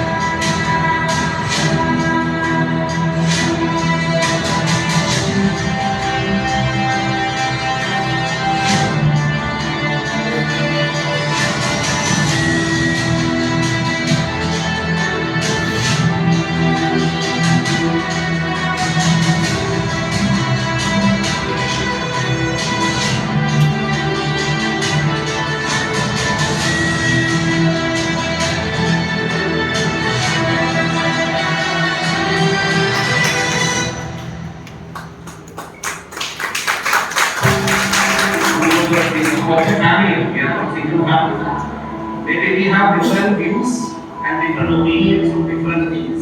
എനിക്ക് വളരെ സന്തോഷമുള്ള കാര്യം, അന്ന് എന്നോടൊപ്പം അവിടെ വന്നിരുന്ന എല്ലാ ലീഡേഴ്സും അവർ നല്ല നല്ല പുതിയ പുതിയ വീടുകൾ പൂർത്തിയാക്കിയിട്ടുണ്ട്. സോമമാനെ കാണാം, ദേവു സാറിനെ കാണാം, പല ആൾക്കാരെ കാണാം, ബെല്ലി സാറിനെ കാണാം. അവരൊക്കെ പുതിയ വീടുകളൊക്കെ പൂർത്തിയാക്കി കഴിഞ്ഞു. ഞാൻ സ്വന്തമായിട്ട് വീട് വെച്ചൊന്നുമല്ല, ആയിരക്കണക്കിന് ആൾക്കാർക്ക് അവരുടെ സ്വപ്ന ഭവനങ്ങൾ വെക്കാനുള്ള എന്റെ മൂത്ത മകൾക്ക് സൗത്ത് കൊറിയയിലെ സോളില് അവൾ സ്കോളർഷിപ്പിൽ അഡ്മിഷൻ മേടിച്ചു. Computer engineering and artificial intelligence അവിടെ പഠിക്കാൻ വേണ്ടി പോകണമെന്നുള്ള അവളുടെ ആഗ്രഹമായിരുന്നു, ടാർഗറ്റ് ആയിരുന്നു. ആളതിന് ക്വാളിഫൈഡ് ആയപ്പോൾ അതിന് കൂടെ നിൽക്കേണ്ടി വന്നു. പക്ഷെ അവളെ കൊണ്ടാക്കാൻ പോയിട്ട് എനിക്കും വൈഫിനും ഒക്കെ വല്ലാത്ത സങ്കടമായിരുന്നു. കാരണം അവരുടെ കൂടെ നിൽക്കണം, അവരെ കൂടെ നിർത്തണം. കല്യാണം കഴിച്ചാൽ കുട്ടികളെ വരെ പോകും, പിന്നെ നമ്മുടെ കൺട്രോളല്ല പോകും അല്ലെ. അങ്ങനെ നിർത്തണമായിരുന്നു ആഗ്രഹം. അങ്ങനെ പോയ സമയത്ത് US വിസ ഉണ്ടായിരുന്നതുകൊണ്ട് ആ സങ്കടമൊക്കെ മാറാൻ വേണ്ടി ഒരു യാത്ര കഴിഞ്ഞ് വരാമെന്ന് വിചാരിച്ച് US പോയി. ആ സമയത്ത് ജസ്റ്റ് ഒരു സുഹൃത്ത് പറഞ്ഞു, അപ്പൊ രണ്ടാമത്തെ മകളുണ്ട്, അവളുടെ വിദ്യാഭ്യാസം അതുപോലെ പുറത്താകും. അപ്പൊ അവളതുപോലെ കൊറിയ പോലെ രാജ്യത്ത് പോയാൽ നമ്മൾ അവളെ ഒറ്റപ്പെടുന്നല്ല, നമ്മൾ ഒറ്റപ്പെട്ടു പോകും. അപ്പൊ അതുകൊണ്ട് അവളെ കൂടെ നിർത്തണം എന്നുള്ളൊരു ആഗ്രഹമുണ്ട്. രണ്ടാമത്തെ ആളെ പോസ്റ്റ് സമയത്ത് സാധിക്കുമെങ്കിൽ കൂടെ വരുത്തണമെന്ന് ആഗ്രഹമുണ്ട്. അവിടെ വെച്ചൊരു വീട് കണ്ടു, അത് വാങ്ങണമെന്നൊരു ഡ്രീം ഉണ്ടായി. മൈലേജ് സ്കെയിൽ ഉണ്ട് എന്നുള്ള ധൈര്യത്തിൽ മുന്നോട്ടിറങ്ങി കണ്ട നമ്പറിലൂടെ വിളിച്ചു പോയി കണ്ടു, ഇഷ്ടപ്പെട്ടു, വില പറഞ്ഞു, അഡ്വാൻസ് ഇട്ട് കൊടുത്തു. അങ്ങനെ എനിക്ക് ഒന്നുമില്ല, അവിടുത്തെ ഒരു വിസിറ്റിംഗ് വിസ മാത്രമേ ഉള്ളൂ. ആ വീട് സ്വന്തമായി ഇവിടെയാണ് ഞാനിപ്പോൾ താമസിക്കുന്നത്. I am so happy to share your photo and videos. അന്ന് കാണാൻ സമയത്ത് എടുത്താണ് ഒരു മെയിൻ റോഡിന്റെ നേരെ വീടിന്റെ ഭാഗത്തിൽ ട്രാഫിക് സിഗ്നൽ ആണ്. ഞങ്ങൾ ഇപ്പോഴത്തെ വില്ലയിൽ കയറി വന്നാൽ ആദ്യത്തെ വില്ലയാണ് ഇതും, അതുപോലെ തന്നെ കയറി വന്നാൽ ആദ്യത്തെ വില്ലയാണ്. ഒരു ബ്യൂട്ടിഫുൾ ആയിട്ടുള്ള ഒരു വലിയ ഒരു 3 നിലയിലുള്ള വീട് തന്നെയാണ് ഇതും. ബാക്കിലെ സ്വിമ്മിംഗ് പൂളും സംവിധാനങ്ങളും ഒക്കെ ഉണ്ട്. ഇത് എന്റെ ഒരു ലീഡർ, ഞാൻ ഏതാണ്ട് എന്റെ ഗ്രീൻ കാർഡിന്റെ പ്രോസസ്സിൽ നിന്ന സമയത്ത് ഇങ്ങോട്ടേക്ക് ട്രാവൽ ചെയ്യാൻ പറ്റില്ലായിരുന്നു. അങ്ങനെ എന്നെ കാണാൻ വേണ്ടി എന്റെ ലീഡർ സവീന്ദ്ര ഡാബ്ര ബ്രാൻഡ് ന്യൂ ഡയമണ്ട് ആ എന്നെ കാണാൻ വേണ്ടി വിത്ത് ഫാമിലി ആയിട്ട് വന്നപ്പോൾ ഉള്ള ഒരു ഫോട്ടോ ആണ്. എനിക്കവിടെ കാണാൻ പറ്റും. ഇതിന്റെ പല പ്രത്യേകതകളും ഈ വീട്ടിലുണ്ട്. പഴയ സെലിബ്രിറ്റി ആയിരുന്ന മെഡോണ എന്ന് പറഞ്ഞ വ്യക്തി ഉപയോഗിച്ചിരുന്ന ബെഡ്റൂം സെറ്റാണ് എന്റെ വീട്ടിൽ കിടക്കുന്നത്. പണ്ട് അവിടെ താമസിച്ചത് ഇറ്റാലിയൻ കപ്പൽ വലിയ വില കൊടുത്ത് ഒരു ഓപ്ഷനിൽ വാങ്ങിച്ചതാണ്. അവിടെയാണ് ഞങ്ങളിപ്പോൾ കിടന്നത്. എനിവേ നാളെ ഈ സാധനം ഒരു സർട്ടിഫിക്കറ്റ് ഉണ്ടാക്കി വിറ്റാൽ വീട് മേടിച്ചേക്കാളും കൂടുതൽ കാശ് കിട്ടുമെന്ന് അറിയാവുന്നതുകൊണ്ടാണ് ഞാൻ ആ വീട് മേടിച്ചത്.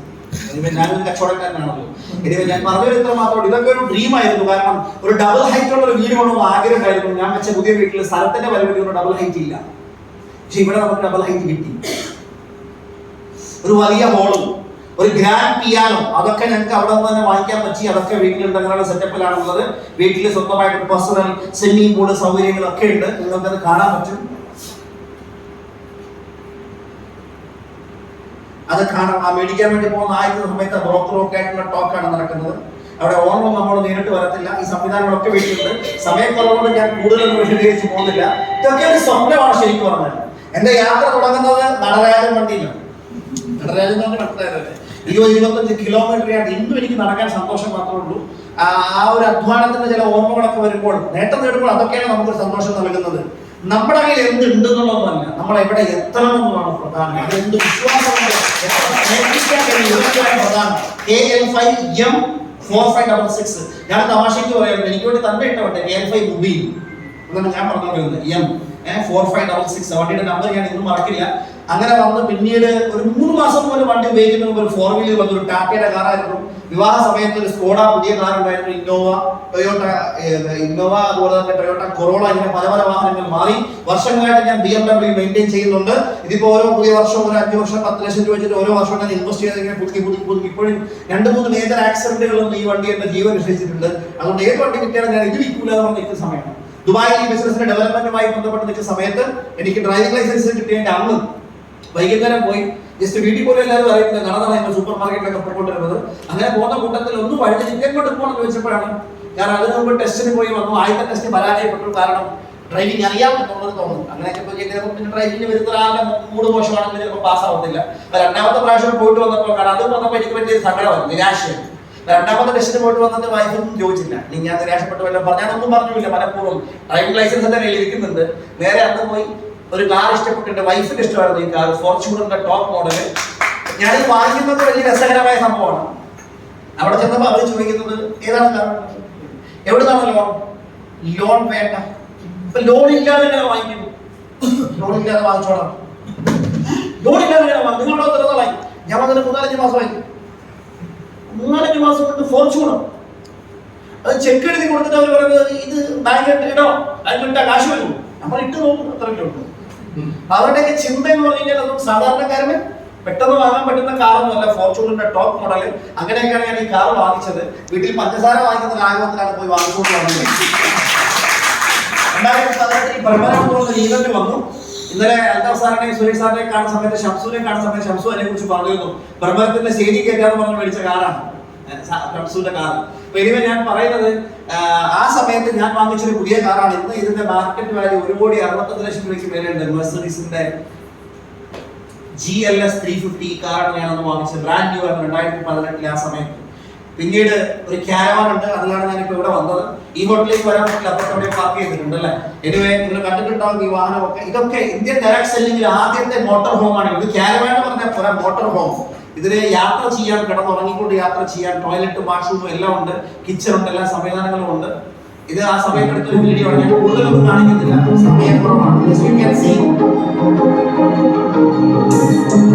ഇതൊക്കെ കാണുന്നുണ്ടല്ലോ, വളരെ ആവേശത്തോടുകൂടി കാണണം. കൈ ഫ്രീ ആണെങ്കിൽ കൈ അടിച്ചുകൊണ്ട് കാണണം.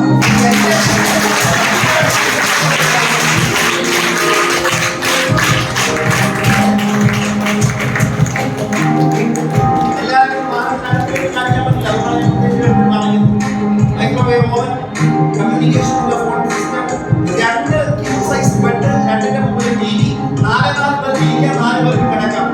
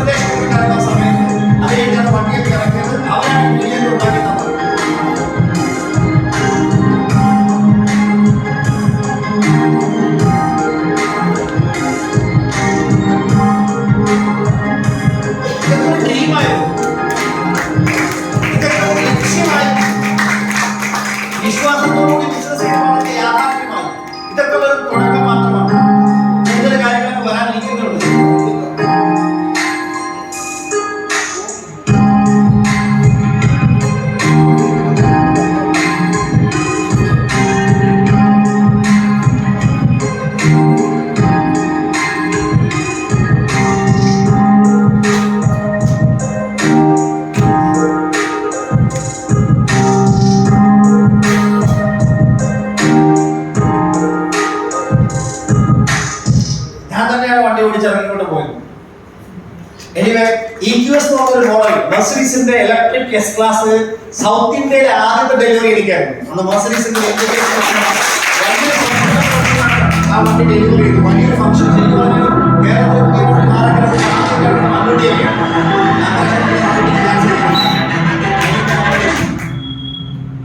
അതൊരു ലേറ്റസ്റ്റ് ടെക്നോളജി ഒരു 10 വർഷം ടെക്നോളജി എല്ലാവരും പഠിക്കാറുണ്ട്.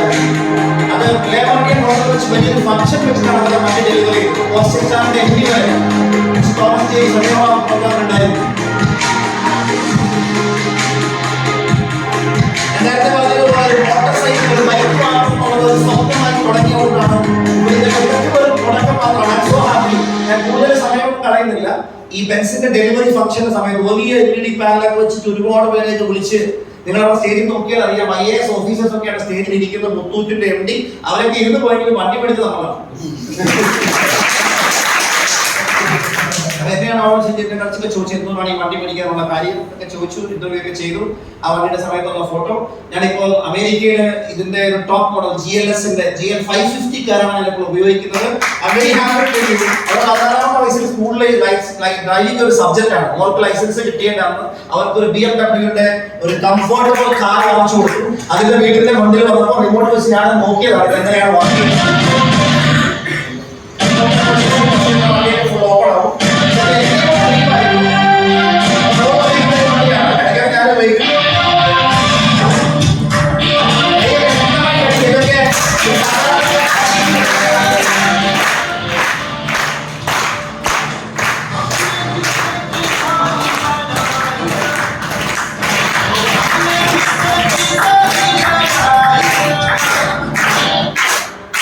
ഫാമിലിക്ക് നമുക്ക് മാതാപിതാക്കൾക്ക് ഇവർക്കൊക്കെ എന്താണ് നമുക്ക് ചെയ്യാൻ കഴിയുക? നമുക്ക് വേണ്ടി എന്തെല്ലാം ത്യാഗങ്ങൾ ചെയ്താണ്. മക്കളല്ലാതെ അവർക്ക് വേണ്ടി എന്താണ് നല്ല ചെയ്യുക. I am so happy in that way. എന്റെ മാതാപിതാക്കളുമായി പല പല രാജ്യങ്ങളിൽ അവരെ കൊണ്ടുപോകാൻ എനിക്ക് സാധിച്ചിട്ടുണ്ട്. അതിന്റെ ചില ചില നിമിഷങ്ങൾ മാത്രമാണ് ഞാൻ കാണിക്കുന്നത്. എന്റെ പിതാവ് ഈ ലോകത്തില്ല.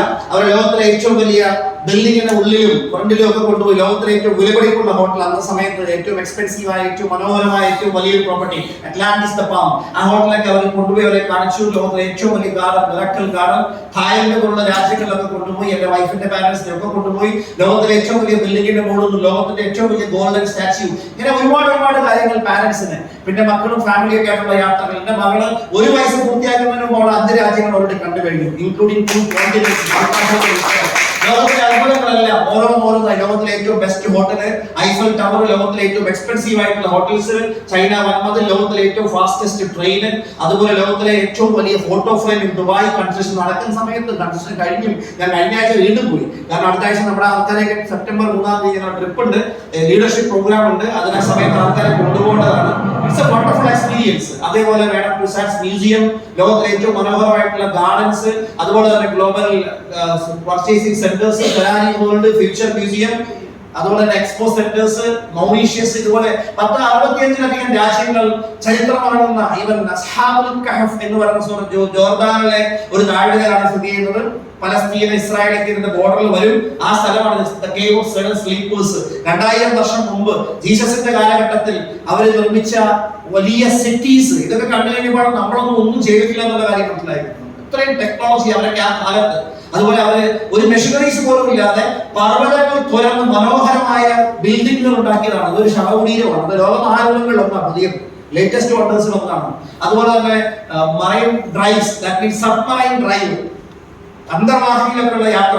ഇതൊക്കെ 160-180 മീറ്ററൊക്കെ താഴെ കടലടിയിലോട്ടൊക്കെ പോയിട്ടുണ്ട്. ഷാർക്ക് അറ്റാക്കിനൊക്കെ നേരിട്ട് പോയി കണ്ടതാണ്. സമയം കളയുന്നില്ല. യൂറോപ്യൻ രാജ്യങ്ങളൊക്കെ തന്നെ, സ്വിറ്റ്സർലൻഡ് പോലുള്ള രാജ്യങ്ങൾ, ഇവിടെയൊക്കെ ആൾക്കാർ ചൂടുകൊണ്ട് വേർതൊള്ളിക്കുമ്പോൾ ഇതൊക്കെ പോയി കണ്ടു. അമേരിക്കയിലെ മയാമിയിൽ പോയ സമയത്തുള്ള പോർട്ട് മയാമിയാണ്. അവിടെയുള്ള മനോഹരമായിട്ടുള്ള എക്സ്പീരിയൻസ്. അതുപോലെ തന്നെ റോം, ഇറ്റലിയിലെ കൊളോസിയം ലോകമഹാത്ഭുതങ്ങളിൽ ഒന്നാണ്. ചരിത്രം പറയുന്ന ഇറ്റലിയിലെ പിസയിലെ ചെരിഞ്ഞ ഗോപുരം, ഒരുപാട് പരീക്ഷണങ്ങൾ നടത്തപ്പെട്ട സ്ഥലമാണ്. ലോകത്തിലെ ഏറ്റവും ചെറിയ മനോഹര രാജ്യങ്ങളൊന്നായിട്ടുള്ള മോണ്ടനെഗ്രോ, അവിടെയാണ് മോണ്ടനെഗ്രോ എന്നൊക്കെ പറഞ്ഞിട്ട് മൊണാക്കോ എന്നൊക്കെ പറഞ്ഞ വലിയ ഒരു കാസിനോ സെന്റേഴ്സ് ഒക്കെ ഉള്ള വലിയ ഫോർമുല 1 ഒക്കെ ഉള്ള സ്ഥലമാണ്. അതുപോലെ തന്നെ വത്തിക്കാൻ സിറ്റി, എവിടെയാണ് പോപ്പ് മാർപ്പാപ്പ ഉള്ളത്. ഇത് ജുംഫ്ര മൗണ്ടൻസ് സ്വിറ്റ്സർലാൻഡ് ആണ്. Disneyland Paris, Eiffel tower with family, അമേരിക്കയിലെ ഗ്രാൻഡ് കാനിയോൺസ് ആണ്. അതുപോലെ തന്നെ Las Vegas statue of liberty, അതുപോലെ Washington DC capital building, Niagara waterfalls, കാനഡയിലെ ഏറ്റവും വലിയ ഐസ് ഗ്ലേസിയേഴ്സ്, ഇതൊക്കെ അതുപോലെ തന്നെ ഒരു ഫ്ലൈറ്റിലേക്ക് ഒരു ദിവസത്തേക്ക് റെന്റിനെടുത്തേക്ക് ഒരു സ്ഥലമൊക്കെ കാണാൻ വേണ്ടി പോയിട്ട് ഹെലികോപ്റ്റർ. അതുപോലെ ബവർലി ഹിൽസ്, ലോകത്തിലെ ഏറ്റവും സമ്പന്നരായ ആൾക്കാർ താമസിക്കുന്ന സ്ഥലങ്ങൾ, തുർക്കിയിലെ ഗ്രാൻഡ് മോസ്ക്, ബ്ലൂ മോസ്ക്, ഇതൊക്കെ കാണാനും അവിടുത്തെ കൺസ്ട്രക്ഷൻ നടക്കുന്ന സമയത്തുള്ള വീഡിയോസ് ഒക്കെ ഞാൻ കൂടുതലും സമയം കളയുന്നില്ല. എല്ലാ വർഷത്തിലും ഒരു 3-4 രാജ്യങ്ങളൊക്കെ കാണാൻ പറ്റിയിട്ടുണ്ട്. തുർക്കിയിലെ തന്നെ അണ്ടർഗ്രാൻഡ് വാട്ടർ ടാങ്ക്സ് ആണ്, വലിയ വലിയ ബിൽഡിങ്ങുകൾ അതിന്റെ മുകളിലുള്ളത്. താഴെ അത്രയും വാട്ടർ സംഭരിക്കാനുള്ള സ്ഥലങ്ങൾ, അതിന്റെ മുകളിൽ ചെറിയ ചെറിയ ഹോൾസുകളാണെന്ന് വെള്ളം നിറഞ്ഞു കഴിയുമ്പോൾ പുരാതന കാലത്ത് അവർ ഉണ്ടാക്കിയതാണ്. അതിൽ കൂടി കനാല് പോലെ അവിടെ ഇങ്ങനെ വെള്ളം വരുന്ന സ്ഥലങ്ങളിലേക്ക് പോകും.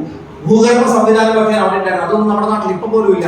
കാപ്പഡോസിയ, അതുപോലെ ഗുഹയിലൊക്കെയാണ് ഞങ്ങൾ താമസിച്ചത്. 4 നിലകളിലെ താഴെ നല്ല തണുപ്പാണെങ്കിൽ അവിടെ ഈ ഹീറ്ററൊന്നും വെക്കാതെ നല്ല കാലാവസ്ഥ, നല്ല സേഫ് ആയിട്ടുള്ള സ്ഥലങ്ങൾ, അതൊക്കെ നേരിട്ട് കാണാൻ പറ്റി. ഹോട്ടൽ ബലൂൺ, നമുക്ക് നടന്നു പോകാൻ പറ്റുന്ന സ്ഥലങ്ങളൊക്കെ.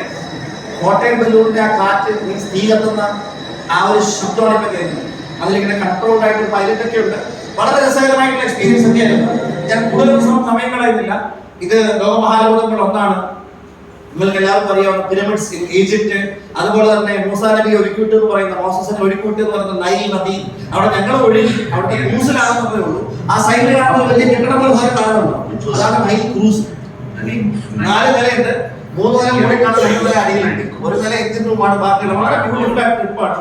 അതുപോലെ മൗണ്ട് എവറസ്റ്റ് ഫ്ലൈറ്റിൽ പോയി കണ്ടിട്ട് വന്നു. മൗണ്ട് എവറസ്റ്റ്, മൗണ്ട് കൈലാഷ്, ഇതൊക്കെ അതിനകത്ത് കാണാൻ പറ്റും.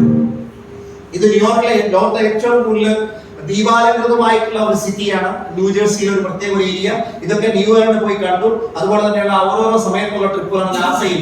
അതുപോലെ തന്നെ ലോകത്ത് അസർബൈജാനാണ്, അവിടുത്തെ ബ്യൂട്ടിഫുൾ ആയിട്ടുള്ള കൺസ്ട്രക്ഷൻസ് ആൻഡ് ബിൽഡിംഗ്, അവിടുത്തെ ഫയർ മൗണ്ടൻ. ഇത് ലേറ്റസ്റ്റ് ആയിട്ടുള്ള ഫോട്ടോസ് ആണ്. This is in six flag, one of the best amusement park in US. ഇത് ഫ്ലോറിഡയിലാണ് ഞങ്ങൾ കഴിഞ്ഞ വർഷത്തെ ന്യൂ ഇയർ ഒക്കെ സെലിബ്രേറ്റ് ചെയ്യുന്നത്. ആ സമയത്തുള്ള ബ്യൂട്ടിഫുൾ ആയിട്ടുള്ള എക്സ്പീരിയൻസ് ആണ് ഇതൊക്കെ.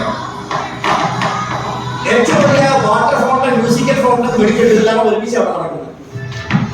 നിങ്ങൾക്ക് കാണാൻ പറ്റും. ഇതൊക്കെ കാണിക്കുന്നത് നിങ്ങൾ ലക്ഷ്യങ്ങൾ എഴുതുമ്പോൾ ഇതൊക്കെ ഫാമിലിയോടൊപ്പം പോയി കാണാനുള്ള ലക്ഷ്യങ്ങൾ എഴുതുക. ഈ കഴിഞ്ഞ ദിവസം ഞങ്ങൾ ടൂർ പോയ സ്ഥലങ്ങളാണ് ഇതൊക്കെ. ഇപ്പൊ കാണിക്കുന്ന ഈ ഫോട്ടോസ് ഒക്കെ ഇത് ലേറ്റസ്റ്റ് ഫോട്ടോസ് ആണ്. കുട്ടികളൊക്കെ വെക്കേഷൻ ഒക്കെ വന്നത്. ഇത് ഒരു 3 ആഴ്ച മുമ്പ് എടുത്ത വീഡിയോസ് ആണ്. Actually 3 weeks back just 6 flags in America. അവിടുത്തെ ഏറ്റവും ലേറ്റസ്റ്റ് ആയിട്ടുള്ള ഒരു അമ്യൂസ്മെന്റ് പാർക്കാണിത്. അതുപോലെ തന്നെ ഏറ്റവും ബ്യൂട്ടിഫുൾ ആയിട്ടുള്ള ഈ ലേക്ക് സൈഡിലൊക്കെ നമുക്കിങ്ങനെ പോയി നിൽക്കാൻ കണ്ടു നിൽക്കാൻ പോകും. ഇതൊക്കെയാണ് ഇപ്പൊ എന്റെ ഡ്രീം. ഇവിടെയൊക്കെ പോവുക, ഇതൊക്കെ കാണുക, ഇതുപോലുള്ള സംവിധാനങ്ങളൊക്കെ വാങ്ങാനുള്ള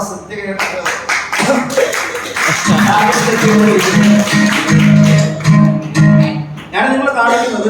അതുപോലെ യുഎസിലൊക്കെ പോയി വരുന്ന സമയത്ത് ബിസിനസ് ക്ലാസ് ഫ്ലൈറ്റിലൊക്കെ പോകണമെന്നൊക്കെ അന്നൊക്കെ യുഎസിലൊക്കെ പോകണം വളരെ എക്സ്പെൻസീവ് ആണ്. കാരണം 14 മണിക്കൂർ 15 മണിക്കൂറൊക്കെ ഇരിക്കണം. ഞാൻ ആ സമയത്ത് ഉറങ്ങാനുള്ള യാത്രകളായതുകൊണ്ട് ഉറങ്ങാൻ വേണ്ടിയിട്ടാണ് ഇതൊക്കെ എടുത്തുള്ളത്. ഇങ്ങനെ വന്നു കഴിഞ്ഞാൽ കണ്ടിന്യൂസ് ആയിട്ട് ഉറക്കമില്ലാതെ 1 മണിക്കൂറൊക്കെ ഉറങ്ങാൻ പറ്റുള്ളൂ. ഓരോരോ സ്റ്റേറ്റിൽ ഇങ്ങനെയുള്ള പ്രോഗ്രാമുകളാണ്. അപ്പൊ ആ സമയത്ത് അവിടെയും കയറി ഉറങ്ങാന്നൊക്കെ പറഞ്ഞ് ഈ ടിക്കറ്റ് ഒന്നും സാധാരണക്കാരൊന്നും വാങ്ങാൻ പറ്റത്തില്ല. ഇതൊക്കെ മൈ ലൈഫ് കെയർ ഉള്ളതാണ് പറ്റിയത്. എനിക്ക് പല കൊമേഴ്സ്യൽ ബിൽഡിങ്ങുകളുണ്ട്. 10-17 ലക്ഷം രൂപ മാസം വാടക വരുമാനം കിട്ടും. ഇപ്പൊ എന്റെ ടാർഗറ്റ് വരുന്ന 7 വർഷങ്ങൾക്കുള്ളിൽ 1 കോടി രൂപ മന്ത്ലി റെന്റ് വാങ്ങണം എന്നുള്ളതാണ് എന്റെ ടാർഗറ്റ്.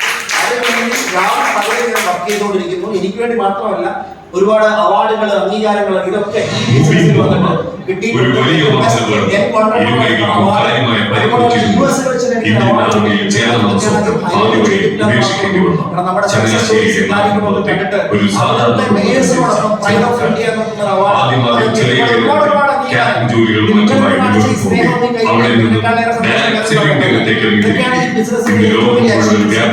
സമയം ഇല്ലാത്തതുകൊണ്ട് കൂടുതൽ ദീർഘിപ്പിച്ച് പോകുന്നത്. I will complete in 10 minutes. 10 മിനിറ്റിനുള്ളിൽ നമ്മൾ അവസാനിപ്പിക്കാം. I really appreciate you. അതുപോലെ തന്നെ ഏറ്റവും വലിയൊരു ആഗ്രഹമായിട്ട് പാരന്റ്സിനോടൊപ്പം ഹജ്ജ് പോകണം. അതിന് പോകാൻ പറ്റി. 2 വലിയ അപകടങ്ങളിൽ നിന്നും മരണങ്ങളിൽ ഞങ്ങൾ രക്ഷപ്പെട്ടു. ആ സമയത്താണ് ഈ ക്രെയിനൊക്കെ വേണ്ടി കുറെ ആൾക്കാർ മരിച്ചതും തിക്കിലും തിരക്കിലും പെട്ട ആയിരക്കണക്കിന് ആൾക്കാരൊക്കെ മരിക്കുന്നതും ഞങ്ങളൊക്കെ പഠിച്ചതിന്റെ വലിയ അനുഗ്രഹം കൊണ്ടാണ് അവിടുന്ന് രക്ഷപ്പെട്ടത്. ശരിക്കും ഞാൻ വിശ്വസിക്കുന്നു ഈ ബിസിനസിന്റെ പവറും നന്മയും കൊണ്ടാവണം. ഞാൻ നേരത്തെ പറഞ്ഞതുപോലെ അൺസെർട്ടനിറ്റി ഏത് സമയത്തും വരാം.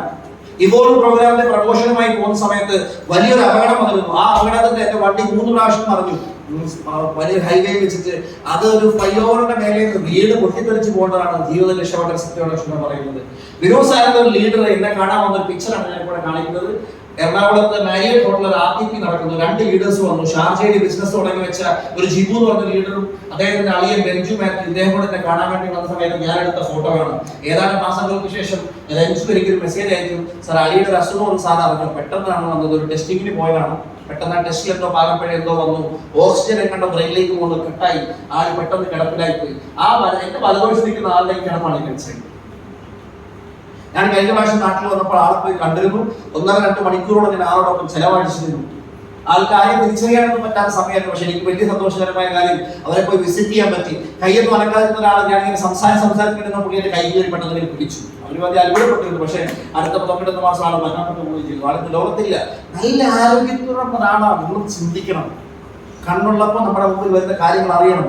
ഈ കഴിഞ്ഞ ദിവസം ഞാൻ രാജസ്ഥാനിൽ ഒരു വലിയ ഈവന്റിൽ പോയി ഒരാളെ വളരെ അടുത്താണ്. എല്ലാ കൗശിക് ഡോക്ടറാണ്. ഇയാളൊരു പഴയ ഫോട്ടോ ആണ് കാണിക്കുന്ന. ആള് ഫോർച്യൂണിൽ കാർ എടുത്തപ്പോൾ ഫോട്ടോ ആണ്. ഇയാളൊക്കെ ദുബായിൽ വരുന്നുണ്ട് പ്രോഗ്രാമിന്. ആളൊരു ട്രെയിനിങ് സെഷൻ ഒക്കെ ചെയ്യുന്നുണ്ട്. ഭയങ്കര എനർജറ്റിക് ആയിട്ടുള്ള ആളാണ്. പെട്ടെന്ന് ഇദ്ദേഹത്തിന് ഒരു പ്രോബ്ലം വന്നു, ഒരു അസുഖം. കണ്ണിന്റെ താഴെ ഒരു ഇത് എന്താണ് നമ്മൾ പറയില്ലേ, സൈനസൈറ്റിസിന്റെ പ്രശ്നമാണെന്ന് വിചാരിച്ചുകൊണ്ടിരുന്നു. കുറച്ച് ദിവസം കഴിഞ്ഞപ്പോൾ ആളുടെ സ്കിന്നിന്റെ കളറൊക്കെ അങ്ങോട്ട് മാറി, കണ്ണിൽ നിന്ന് രക്തം വരാൻ, ഒരു പ്രത്യേക ടൈപ്പുള്ള ക്യാൻസർ. മാസങ്ങൾ പോലും ജീവിച്ചിരിക്കില്ല എന്നാണ് പറയുന്നത്. ഈ സമയത്ത് ആളുടെ ഒരു ഡിസ്ട്രിബ്യൂട്ടർ, ഒരു റീമാൻ എന്നൊരു മാഡം എന്നോട് സാറിന് ഇങ്ങനെ കൗശിക് സാറിന്റെ അസുഖം വന്ന് അറിഞ്ഞോ? ഞാൻ പറഞ്ഞു ആരും പറഞ്ഞില്ലല്ലോ സാർ, ആൾ കിടപ്പിലാണ്, വല്ലാത്തൊരു അവസ്ഥയാണ്, സാറിന് വിളിക്കോ എന്നൊക്കെ ചോദിച്ചു എന്നോട് റിക്വസ്റ്റ് ചെയ്തു. ഞാൻ ആ സമയത്ത് ആളെ വിളിച്ചു. ആ സമയത്ത് ഞാൻ ആളോട് പറഞ്ഞു, എനിക്കത് തോന്നിയൊരു കാര്യമാണ്. ആളോട് പറഞ്ഞു, സാറിന് ഈ അസുഖം വരാൻ വേണ്ടി ദൈവം താങ്കളെ തെരഞ്ഞെടുത്തതാണ്, ഇതിനെ സാറിന് അതിജീവിക്കും, അതുപോലെ ലോകത്തിന് വലിയ പ്രേരണയാകും. ശരിക്കും പറഞ്ഞാൽ പുള്ളിയോട് കെട്ടിപ്പിടിച്ചിട്ട് പറഞ്ഞു, സാർ ആ പറഞ്ഞ വാക്ക് ഞാൻ ജീവിതത്തിലേക്ക് തിരിച്ചു വരാൻ എന്നെ സഹായിച്ചിട്ടുണ്ടെന്നാണ് സുരേഷ് സാർ പറഞ്ഞതുപോലെ ആൾ പറഞ്ഞു. കഴിഞ്ഞ ദിവസം ഞാൻ ജയ്പൂർ വെച്ച് ആളോട് ഒരു പ്രോഗ്രാം അറ്റൻഡ് ചെയ്തു. ആള് ആ ഹോസ്പിറ്റലിലുള്ള സമയമൊക്കെയാണ്, ജീവിതത്തിലെ അവസാന നിമിഷമാണെന്ന സമയത്ത് ഇവൻ കൊച്ചിലേക്ക് കെട്ടിപ്പിടിച്ച് ഇങ്ങനെ കരയുന്ന ഫോട്ടോസ് ഒക്കെയാണിത്. വല്ലാത്ത രീതിയിൽ ക്ഷീണിച്ചു പോയി. പക്ഷേ ഇവൻ നടക്കാൻ പോലും പറ്റാത്ത അവസ്ഥയിലാണ് ഹോസ്പിറ്റലിൽ നിന്നൊക്കെ ആ സമയത്ത് കൊണ്ടുവരുന്ന ഹോസ്പിറ്റൽ വാസമൊക്കെ. വെരി ഹാപ്പി ഷെയർ ചെയ്യും. ഇന്ന് വളരെ ശക്തമായി പുള്ളി ഇപ്പൊ ആദ്യമായിട്ട് ഇപ്പൊ ഈ സമയത്തിന് ശേഷം ഫ്ലൈറ്റിലൊക്കെ കയറാൻ പോകുന്നു ദുബായ് പ്രോഗ്രാമിലേക്ക് വരാൻ വേണ്ടി. ആൾ വരുന്നുണ്ട് ദുബായിൽ. ഞാൻ പറഞ്ഞു വരുന്നത് ഇതൊക്കെയാണ് നമ്മുടെ ജീവിതം. ഞാൻ എന്റെ പറഞ്ഞില്ല 3 പ്രാവശ്യം കാറും എടുത്ത് എനിക്കുണ്ടായിരുന്നു. ഹൈവേ വെച്ച് ട്രിപ്പിൾ ലൈൻ റോഡ് വെച്ചിട്ട് യുപിയിൽ വെച്ചിട്ട് അതൊരു പക്ഷേ എന്റെ അവസാന ആ ഒരു ഫ്രാക്ഷൻ ഓഫ് സെക്കൻഡ് കൊണ്ട് എടുക്കാൻ പറ്റുന്ന സ്റ്റെപ്പുകളാണ് ജീവൻ രക്ഷപ്പെടാൻ.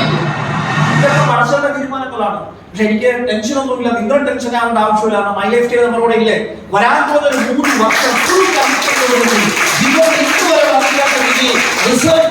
നമ്മൾ വർക്ക് ചെയ്യണം. ഇതെന്റെ ഒരു ഡിസ്ട്രിബ്യൂട്ടർഷിപ്പാണ് ഞാൻ കാണിക്കുന്നത്. എന്റെ ഓർഗനൈസേഷൻ 1-ൽ 1000 കോടി ബിസിനസ് ആകാം. ഓർഗനൈസേഷൻ 2-ൽ 700 കോടി ബിസിനസ് കൂടി. 2013 മുതൽ 2,10,000 ഇൻകം ഏൺ ചെയ്യാൻ തുടങ്ങിയതാണ്. കണ്ടിന്യൂസ് ആയി പല സമയങ്ങളിലും എന്റെ ആബ്സെൻസിലും ഞാൻ കിടന്നുപോയ സമയത്തും ഒക്കെ ഈ 2,10,000 കണ്ടിന്യൂസ് ആയിട്ട് വന്നിട്ടുണ്ട്. ഇതൊക്കെ കൈയടിക്കേണ്ട ഭാഗങ്ങളൊക്കെ മാസത്തോളം 4 കിട്ടാൻ പോലും എനിക്ക് പറ്റിയിട്ടില്ല. എന്നിട്ടും ഈ 2,10,000 ഒരിക്കലും നഷ്ടപ്പെട്ടിട്ടില്ല. കണ്ടിന്യൂസ് ആയിട്ട് ഇൻകം ആവശ്യമാണ് ചെയ്യുന്നത്. ഒരു വീക്കിലെ ടേണോവർ ചില സമയത്ത് 10 കോടിയൊക്കെ കണക്കും. ഒരു വീക്കിലെ ടേണോവർ വലിയ ഷോപ്പ് ടൈപ്പ് ബിസിനസ് വരുമോ? ഇത്രയും പവർഫുൾ ആയിട്ടുള്ള ഒരു ബിസിനസ് ആണെങ്കിൽ നമുക്കിത് നെഞ്ചോട് ഏറ്റെടുത്ത് ചെയ്തുകൂടെ? തലമുറ കൂടി ഗുണം കിട്ടുന്ന ഒരു ബിസിനസ്സാണ്. ലോങ് ടേം ബെനിഫിറ്റ് കിട്ടുന്ന ബിസിനസ്സാണ്. വർക്ക് ചെയ്യുമ്പോൾ മാത്രം പ്രയോജനം ചെയ്യുന്ന ബിസിനസ്സിലാണോ ഫുൾ ടൈം പ്രവർത്തിക്കേണ്ടത്? അല്ല, നിങ്ങൾ ചിന്തിക്കണം. നിങ്ങളിവിടെ നോക്കണം. മന്ത്ലി ഇൻകം എന്റെ 1ാമത്തെ മാസം മന്ത്ലി ഇൻകം 39,000 രൂപയാണ്. 2ാമത്തെ മാസം 3,92,000, 3ാമത്തെ മാസം 7 ലക്ഷത്തിന് മേലെയാ. ഇതുപോലുള്ള വരുമാനം മേടിച്ച് ആ സമയത്തൊന്നും ഞാൻ വീട്ടിൽ പോലും കേട്ടിട്ടില്ല. കണ്ടിന്യൂസ് ആയിട്ട് രാവും പകലുമുള്ള വർക്കാ. അങ്ങനെ കൂടി 10, 12, 14, 15, 20, 25, 36 ഒക്കെ ഒരു മാസത്തെ വരുമാനം. ഞാനിപ്പോ കാണിച്ചത് ഒരാഴ്ച. I'm very happy to share you the certificate from 16A. India government TDS അടയ്ക്കുന്ന ആൾക്കാർക്ക് തരുന്നതാണ്. ഓരോ കമ്പനി നമുക്ക് ഇഷ്യൂ ചെയ്യും ക്വാർട്ടർലി. ഒരു ക്വാർട്ടർലി ഞാൻ ചെക്ക് ചെയ്തപ്പോൾ മൈ ലൈഫ് സ്റ്റൈലിലൂടെ മുബീൻ മുഹമ്മദ് എന്ന പേരിൽ മാത്രം 1,35 ലക്ഷത്തിന് മേലെ വരുമാനം വന്നിട്ടുണ്ട്. വേറൊരു ക്വാർട്ടറിൽ 1,39,000, 1,47,000, 1,70 ലക്ഷമായി, 1,99 ലക്ഷമായി, 2,05 ലക്ഷം വരെയൊക്കെ ഇത് വളരെ എക്സൈറ്റഡ് കാര്യം. എന്റെ ഒരു വർഷത്തെ ഫോം 26A എടുത്ത സമയത്ത് റെന്റിൽ വരുന്ന വരുമാനമൊക്കെയാണ് 1ാം നമ്പർ കാണിച്ചേക്കുന്നത്. 2ാം നമ്പറിൽ ഞാനത് ഹൈലൈറ്റ് ചെയ്ത് കാണിച്ചേക്കുന്നത് മൈ ലൈഫ് സ്റ്റൈൽ മാർക്കറ്റിംഗ്. ഒരു വർഷം വന്നത് 6 കോടി. കൊറോണയുടെ സമയമാണ്. അടുത്ത വർഷം വന്നത് 6,46,00,000. നിങ്ങൾ നോക്കണം, ലോകത്തെ എല്ലാവരും കഷ്ടത്തിൽ പോയ സമയത്താണ് നമ്മുടെ ബിസിനസ് കയറുന്നത്. ആ കൊറോണ സമയത്ത് പോലും 46 ലക്ഷങ്ങളുടെ വർധന ഒരു വർഷം ഉണ്ടായി. ഒറ്റ പേര്. ഇത്രയും പവർഫുൾ ആയിട്ടുള്ള ഒരു ബിസിനസ് ആണ്. ആണ്. ഇതൊരു പുതിയ തുടക്കമായിട്ട് കാണുക. നിങ്ങൾക്ക് ഒരു ഡ്രീം ഹൗസ് വേണ്ടേ? തീരുമാനമെടുക്ക്. ഒരു വീട്ടിലൊന്നും ഒതുങ്ങരുത് പ്ലീസ്. ഒരു വീട്ടിലൊന്നും ഒതുങ്ങരുത്. ഒരു സെക്യൂർഡ് ആയിട്ട് ഒരു കാർ ഫാമിലിക്ക് വേണ്ടി വേണ്ടേ? ഒരു 3 വർഷം 4 വർഷം കഴിയുമ്പോൾ കാറൊക്കെ മാറണം. അല്ലെങ്കിൽ ഒരുപാട് പണികളും അത് വർഷോപ്പിൽ കിടന്നിരിക്കുക. അതുപോലെ തന്നെ നിങ്ങളൊന്ന് ആലോചിച്ച് നോക്കുക, ഈ ലോകം മുഴുവൻ ദൈവം ഇത്ര മനോഹരമായി സൃഷ്ടിച്ചത് നമുക്ക് വേണ്ടിയിട്ട് കൂടിയാണ്. ആണോ അല്ലയോ? ഇതൊക്കെ പോയി കാണണ്ടേ? വലിക്കുന്നതിന് മുമ്പ് ഫാമിലിയോടൊപ്പം നടക്കാൻ പോലും പറ്റാത്ത സമയത്ത് എങ്ങനെയാ വടികൂട്ടി അവിടെ പോവാ?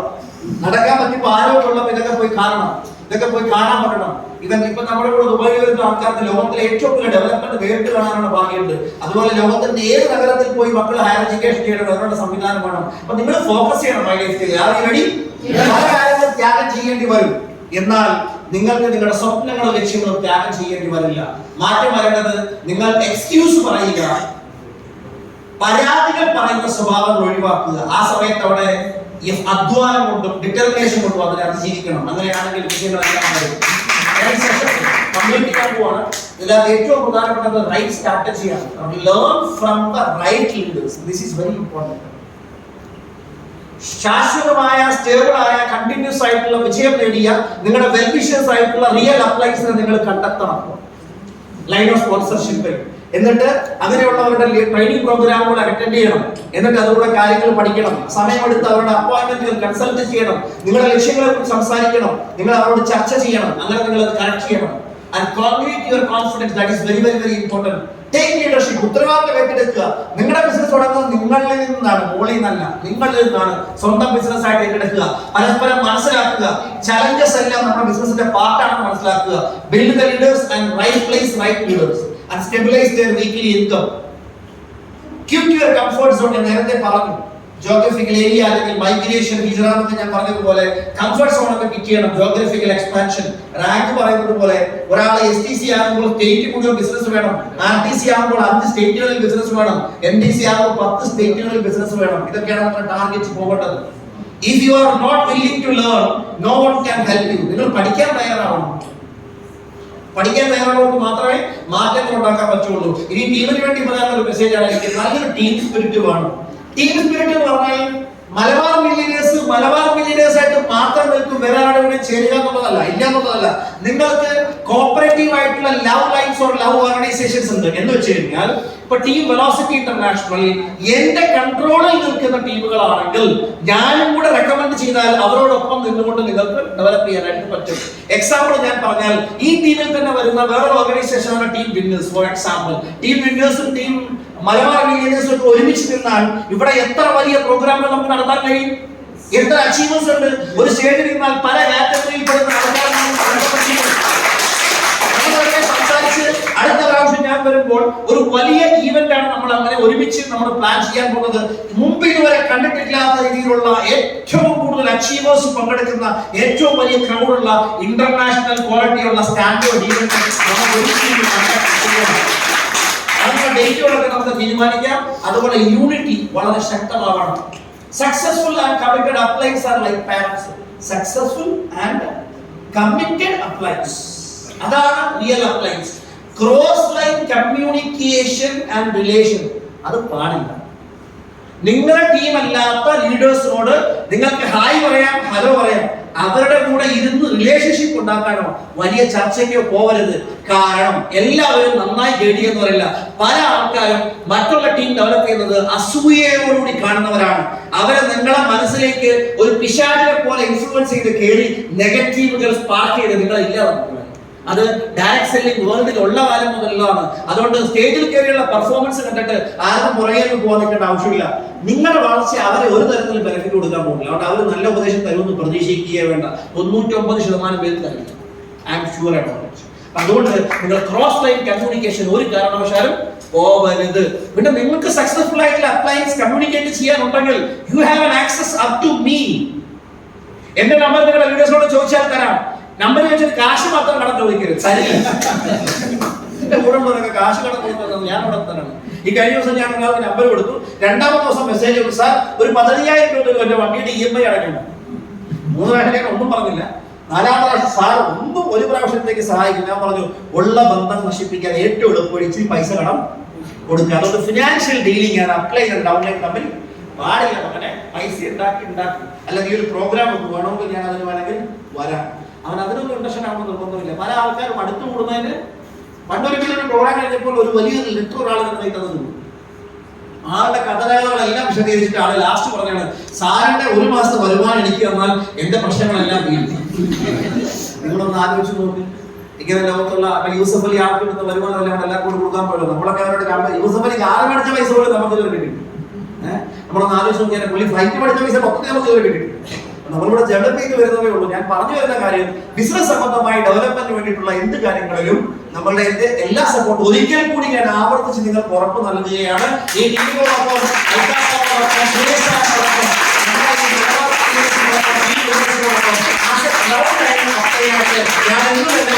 സഹായം ചെയ്യാൻ വേണ്ടി സപ്പോർട്ട് ചെയ്യാൻ വേണ്ടി ഉണ്ടാകും. കാരണം ഇത് എന്റെ കൂടി ബിസിനസ് ആണെന്നും അതോട് ഉത്തരവാദിത്വം never ever keep ego വെക്കണം. ഈഗോ നശിപ്പിച്ചു പോകാൻ. ഈഗോ ഈ സക്സസ് ഒരു കൈ പോവില്ല, രണ്ടും ഓരോ കൈ പോവില്ല. ഒന്നുകിൽ ഈഗോ അല്ലെങ്കിൽ സക്സസ്. ഈഗോയ്ക്ക് പ്രാധാന്യം കൊടുത്താൽ സക്സസ് ഇല്ലാണ്ടായി പോകും. ഈഗോ എടുത്തവരൊക്കെ അവസാനിച്ചിട്ടേ ഉള്ളൂ. ലോകത്തെ ഏറ്റവും വലിയ ചക്രവർത്തിയായിരുന്ന ഫറോവൻ, അദ്ദേഹത്തിന്റെ അവസാനം എന്തായിരുന്നു? ഈഗോ ഒറ്റ കാരണമല്ലേ. മഹാഭാരതത്തിലെ കംസൻ, രാമായണത്തിലെ രാവണൻ നശിച്ചത് ഈഗോ കൊണ്ടല്ലേ, അല്ലെ? അത് ഈഗോ എടുത്തവർ മുഴുവൻ നശിച്ചിട്ടേ ഉള്ളൂ, അല്ലാത്തവരൊന്നും വിജയിക്കില്ല, അല്ലെ? പറയാറില്ലേ? നമ്മൾ കറക്റ്റായിട്ട് മനസ്സിലാക്കുക. Understand who is your well wisher. Your real upline, committed upline is the only well wisher for you. അവരുമായി മാത്രം നല്ല റിലേഷൻഷിപ്പ് വെക്കുക. Relationship and understanding, that's very important. പരസ്പരം മനസ്സിലാക്കണം. എല്ലാ കഴിവുകളും എല്ലാവരും കിട്ടുമോ? ഇല്ല. എല്ലാ നല്ല ക്വാളിറ്റികളും നിങ്ങൾ ആക്സെപ്റ്റ് ചെയ്യുക, റോങ് ക്വാളിറ്റികൾ റിജക്ട് ചെയ്യുക. സർവ്വഗുണ സമ്പന്നരായി ലോകത്ത് ആരെങ്കിലും തെറ്റ് ചെയ്യാത്തതായി പ്രവാചകന്മാർ പോലും ഇല്ല. തെറ്റിയത് തെറ്റാണെന്ന് മനസ്സിലായാൽ അത് പശ്ചാത്തപിച്ച് മടങ്ങുക, ഇനി അതിലേക്ക് പോകാതിരിക്കുക. അതുപോലെ ഏറ്റവും പ്രധാനപ്പെട്ട ഒരു കാര്യം നിങ്ങളോട് എടുത്തു പറയുകയാണ്, ഡിസ്ട്രിബ്യൂട്ടേഴ്സിന്റെ പണമിട്ട് മാനിപ്പുലേറ്റ് ചെയ്യരുത്, മിസ് ഡീൽ ചെയ്യരുത്, മിസ് ഹാൻഡിൽ ചെയ്യരുത്. Point number 1. 2, സോഷ്യൽ മീഡിയയുടെ യുഗമാണ്. ആണുങ്ങളും പെണ്ണുങ്ങളും ഒക്കെ ഉള്ള ബിസിനസ് ആണ്. മറ്റുള്ള ആളുകളുമായി വഴിവിട്ടിട്ടുള്ള ബന്ധങ്ങൾ ഒരു കാരണവശാലും ഉണ്ടാക്കാൻ പാടില്ല. അതിനുള്ള സാഹചര്യങ്ങൾ മുളയിലേ നുള്ളിക്കളയണം. അത് പരിധി വിടുമ്പോൾ അത് തിരിച്ചറിയാനുള്ള മനസ്സ് നിങ്ങൾക്ക് ഉണ്ടാകണം. കാരണം ഈ ലോകത്ത് അതിനുള്ള സാധ്യതകൾ വളരെയധികം കൂടുതലുള്ളതുകൊണ്ട് ഞാനിവിടെ എടുത്ത് അത് ഓർമ്മപ്പെടുത്തുകയാണ്. It's a big business. വലിയ വിജയത്തിന് മുമ്പ് വലിയ പരീക്ഷണങ്ങൾ വരും. വഴിതെറ്റിക്കാൻ ഇബ്ലീസും ദേവതാനും എല്ലാം കൂടെ ഒരുമിച്ച് ഇറങ്ങി വരും, അല്ലെ? നമ്മൾ പറയാറില്ലേ, കുല്ലാഹു റബ്ബിന്നാസ് എടുത്ത് നോക്കിയോ, കുല്ലാഹു റബ്ബിൽ ഫലക് എടുത്ത് നോക്കിയോ. ഖുർആനിലെ അവസാനത്തെ ചാപ്റ്റേഴ്സ് ആണ്. അതിനകത്ത് എന്താ പറയുന്നത്? മനുഷ്യ മനസ്സുകളിൽ കടന്ന് ദുർബോധനം ചെയ്യുന്ന വിഷാദിക്കളുടെ ഉപദ്രവത്തിൽ നിന്നും ഞാൻ നാഥനായ റബ്ബിനോട് ശരണം തേടുന്നു എന്നെടുത്ത് പറഞ്ഞിട്ടുണ്ടെങ്കിൽ അതിനോട് നമ്മൾ ശരണം തേടിയിരിക്കണം. നമ്മളെ വഴി പിഴപ്പിക്കുന്ന അല്ലെങ്കിൽ വഴി തെറ്റിക്കുന്ന ആളുകളുടെ ഉപദ്രവത്തിൽ നിന്ന് നമ്മൾ ശരണം തേടിയേ പറ്റുള്ളൂ. You have to understand this. Leaders തമ്മിൽ നല്ല ബന്ധം വേണം, but don't cross the limit. വാടാപോട ബന്ധം ഉണ്ടാക്കരുത്. Keep a respectful relation. അതിനപ്പുറത്തേക്ക് വന്നാൽ ഉള്ള ബന്ധം കൂടെ നശിക്കത്തേ ഉള്ളൂ. അത് എപ്പോഴും വെച്ചിരിക്കണം. That's very important. ഇനി മുഹമ്മദ് അലിയുടെ ഒരു ഫേമസ് സ്റ്റേറ്റ്മെന്റ് ആണ്, റിസ്ക് എടുത്താൽ മാത്രമേ വിജയിക്കാൻ കഴിയൂ. സുരേഷ് സാറൊക്കെ പറഞ്ഞതുപോലെ കക്ഷത്തിലിരിക്കുന്നത് പോകാനും പാടില്ല, ഉത്തരത്തിലിരിക്കുന്നത് കിട്ടുകയും വേണം എന്ന് പറഞ്ഞാൽ 2,10,000 ആഴ്ചയിൽ കിട്ടുന്ന ബിസിനസ്സിൽ നിങ്ങൾക്ക് വിശ്വാസം ഉണ്ടെങ്കിൽ പിന്നെ 1,00,000-നോ 50,000-നോ മാസം പണിയെടുക്കാൻ വേണ്ടി ആരെങ്കിലും പോവോ? ഇല്ല. നിങ്ങൾക്ക് പറയുന്ന കാര്യത്തിൽ വിശ്വാസം ഉണ്ടെങ്കിൽ അത് അച്ചീവ് ചെയ്ത് കാണിക്കുക. അതുപോലെ ബിൽ ഗേറ്റ്സ് പോലും പറഞ്ഞത് to win big you have to take big risk എന്നാണ് പറഞ്ഞത്. വലിയ റിസ്ക് എടുക്കേണ്ടി വരും. അങ്ങനെയൊക്കെ ഏറ്റവും ജോലി കിട്ടാനൊന്നുമല്ല. ഞാൻ ഈ ബിസിനസ് തിരഞ്ഞെടുത്തതുകൊണ്ട് എന്റെ കൂടെ പഠിച്ചവർ, എന്റെ കൂടെ ജോലി ചെയ്യുന്നവരൊക്കെ, അല്ലെങ്കിൽ ജോലിക്ക് പോകേണ്ടിയിരുന്ന ഞാൻ പോകേണ്ടിയിരുന്ന ആൾക്കാരൊക്കെ ഇന്നും ജീവിതത്തിൽ രണ്ടറ്റം കൂട്ടിമുട്ടിക്കാൻ വേണ്ടി ഓടി തളർന്നുകൊണ്ടിരിക്കുക. അവരൊക്കെ കഠിനാധ്വാനം ചെയ്യുന്നുണ്ട്. നമ്മളൊക്കെ ഒരു പരിധി വരെയൊക്കെ ഫ്രീ ആണ്. അതൊക്കെ ആ ഒരു പൊസിഷനിലേക്ക് എത്താൻ പറ്റും. അതുപോലെ ഏറ്റവും പ്രധാനപ്പെട്ട മെസ്സേജാണ് എനിക്ക് പറയാനുള്ളത്.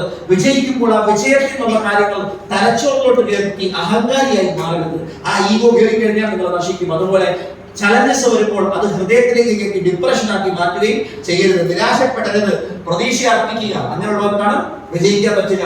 And excuses are useless and results are priceless. വിജയിക്കുന്ന വിശ്വാസം നിങ്ങൾക്കുണ്ടോ? എത്ര പേർക്കുണ്ട്? വിജയിക്കുന്നുള്ള വിശ്വാസം ഉണ്ടെങ്കിൽ 100% പ്രവർത്തിക്കാൻ നിങ്ങൾ തയ്യാറാവണം. അങ്ങനെയുള്ളവർക്കാണ് വിജയം ഉണ്ടാവുക. നിങ്ങൾ തീരുമാനമെടുത്ത് ഉറപ്പിച്ചവരാണെങ്കിൽ ലോകത്ത് ഒരാൾക്കും നിങ്ങളെ പരാജയപ്പെടുത്താൻ കഴിയില്ല. ഇനി എന്റെ വലിയ വിഷയമാണുള്ളത്, ഈ 2026 അല്ലെങ്കിൽ 27 മുമ്പായിട്ട് 1001 ബ്രാൻഡ് ന്യൂ സീനിയർ ആളുകൾ പെർമനന്റ് സീലിംഗ് അച്ചീവർ ആയിരിക്കണം. ഈ 210 പെർമനന്റ് സീലിംഗ് അച്ചീവർ കഴിഞ്ഞ 10 ആഴ്ചകളിൽ കണ്ടിന്യൂസ് ആയി സീലിംഗ് വാങ്ങുന്നതിന്റെ പിക്ചർ LED പാനലിൽ കാണിച്ചിട്ട് ഒരു വലിയ ഈവന്റ് ഞാൻ പ്ലാൻ ചെയ്യുന്നുണ്ട്. അത് മിക്കവാറും 2026 നവംബർ മാസത്തിൽ നടത്തണമെന്നുള്ളതാണ് ആഗ്രഹം. അതിനുമുമ്പ് നമുക്ക് മലപ്പുറത്ത് വലിയ പ്രോഗ്രാം RTP ലീഡർഷിപ്പ് പ്രോഗ്രാമുകളൊക്കെ സംഘടിപ്പിക്കാറുണ്ട്. ഇതൊക്കെ വഴിയെ നമുക്ക് നടക്കുന്നുണ്ടാകും. ആ പ്രോഗ്രാമിൽ ഒരു സീലിംഗ് അച്ചീവറായി ലോകത്തെ പ്രചോദിപ്പിക്കുന്ന ഒരു വലിയ ഈവന്റിന്റെ ചരിത്രത്തിന്റെ ഭാഗമായി വരാൻ നിങ്ങളെ എല്ലാവരെയും ഞാൻ സഹൃദയം സ്വാഗതം ചെയ്യുന്നു. അതുപോലെ സീലിംഗ് ആളുകളോട് എത്ര ആൾക്കാരുണ്ട്? This is the way. എന്റെ ഫോട്ടോ എടുത്തു വെച്ചു. സിമ്പിൾ ആണ്. ഒന്നാമത്തെ ക്വാളിറ്റി ബേണിംഗ് ഡിസൈർ കിട്ടിയില്ല സങ്കടമാണ്. 2 ഓർഗനൈസേഷനിൽ 500 പേരുണ്ടെങ്കിൽ സ്റ്റെബിലൈസ് ആക്കാം. 200 പേര് ആക്റ്റീവായിട്ട് മതി. എക്സാമ്പിൾ 200 പേര് 10,000 ബിസിനസ് വഴി കൊണ്ടുവന്നാൽ 20 lakh clients. ഈ 200 പേരെ നിങ്ങൾക്ക് ഹാൻഡിൽ ചെയ്യാൻ പറ്റില്ല. മാനേജ് ചെയ്യാൻ 20 ലീഡേഴ്സ് വേണം ഓർഗനൈസേഷൻ. ആ ഓരോ ലീഡേഴ്സും 10 പേരെ വെച്ച് ഹാൻഡിൽ ചെയ്യണം. അതിലൂടെ 20 ലക്ഷം ബിസിനസ് കൂടി വരുമ്പോൾ ഓട്ടോമാറ്റിക് അടച്ചു. ആ 20 ക്വാളിറ്റി ആൾക്കാരെ ക്രിയേറ്റ് ചെയ്യാൻ 3 മാസമുള്ള ഡിസിപ്ലിൻ വർക്ക് മതി. 2 ഓർഗനൈസേഷനിൽ പ്രധാനമായി 10 GTS നടക്കുന്നുണ്ടെങ്കിൽ 10 GTS എന്ന് പറഞ്ഞാൽ 25-ൽ കൂടുതൽ ഗസ്റ്റ് പങ്കെടുക്കുന്ന പ്രോഗ്രാമുകൾ. ഒരേ മീറ്റിംഗിൽ തന്നെ 100 ഗസ്റ്റ് പങ്കെടുക്കുന്നുണ്ടെങ്കിൽ അതിനെ 4 മീറ്റിംഗ് ആയിട്ട് നിങ്ങൾക്ക് പരിഗണിക്കും. അങ്ങനെയുള്ള 10 സെന്ററുകൾ 2 ഓർഗനൈസേഷനിൽ വരികയും FSS അഥവാ ബേസിക് ട്രെയിനിങ് അല്ലെങ്കിൽ ന്യൂ ഡിസ്ട്രിബ്യൂട്ടേഴ്സ് ഓറിയന്റേഷൻ പുതിയ ആൾക്കാർക്കുള്ള ട്രെയിനിങ് വെള്ളിയാഴ്ചയാണ് ക്ലോസിംഗ്, ശനിയാഴ്ച നടക്കണം. അത് കൃത്യമായി ഒരു 5 എണ്ണമെങ്കിലും ഓർഗനൈസേഷൻ 1-ലും 2-ലും പറയണം. എല്ലാവരും അതിൽ പാർട്ടിസിപ്പേറ്റ് ചെയ്യണം. This is the key. അതേപോലെ തന്നെ ഓരോ പെർമനന്റ് സീലിംഗ് അച്ചീവേഴ്സ് 2 ഓർഗനൈസേഷനിൽ വന്നാൽ നിങ്ങൾ പെർമനന്റ് സീലിംഗ് ആയില്ലേ? പിന്നെ സീലിംഗിനെ റെഗുലറൈസ് ചെയ്യണമെന്നുണ്ടെങ്കിൽ aggressive and consecutive work is important. Build the right leaders is very important. Proper understanding between the relationship between the leaders is important. Unity is very important. ഒരിക്കൽ കൂടി പറയുവാണ്, no cross line communication. Stay positive and inspire always. This is the only way. ഇതാണ് നിങ്ങൾക്കുള്ള അവസരമാണ്. ഈ അവസരം ഞാനും പ്രയോജനപ്പെടുത്താൻ പോകണം. Are you all ready for your declaration? 3 ടാർഗറ്റുകൾ നിങ്ങളെ നിങ്ങളുടെ ടീമിനെ ഇൻസ്പയർ ചെയ്യുന്നു. എഴുതിക്കും. ഇതാണ് സമയം.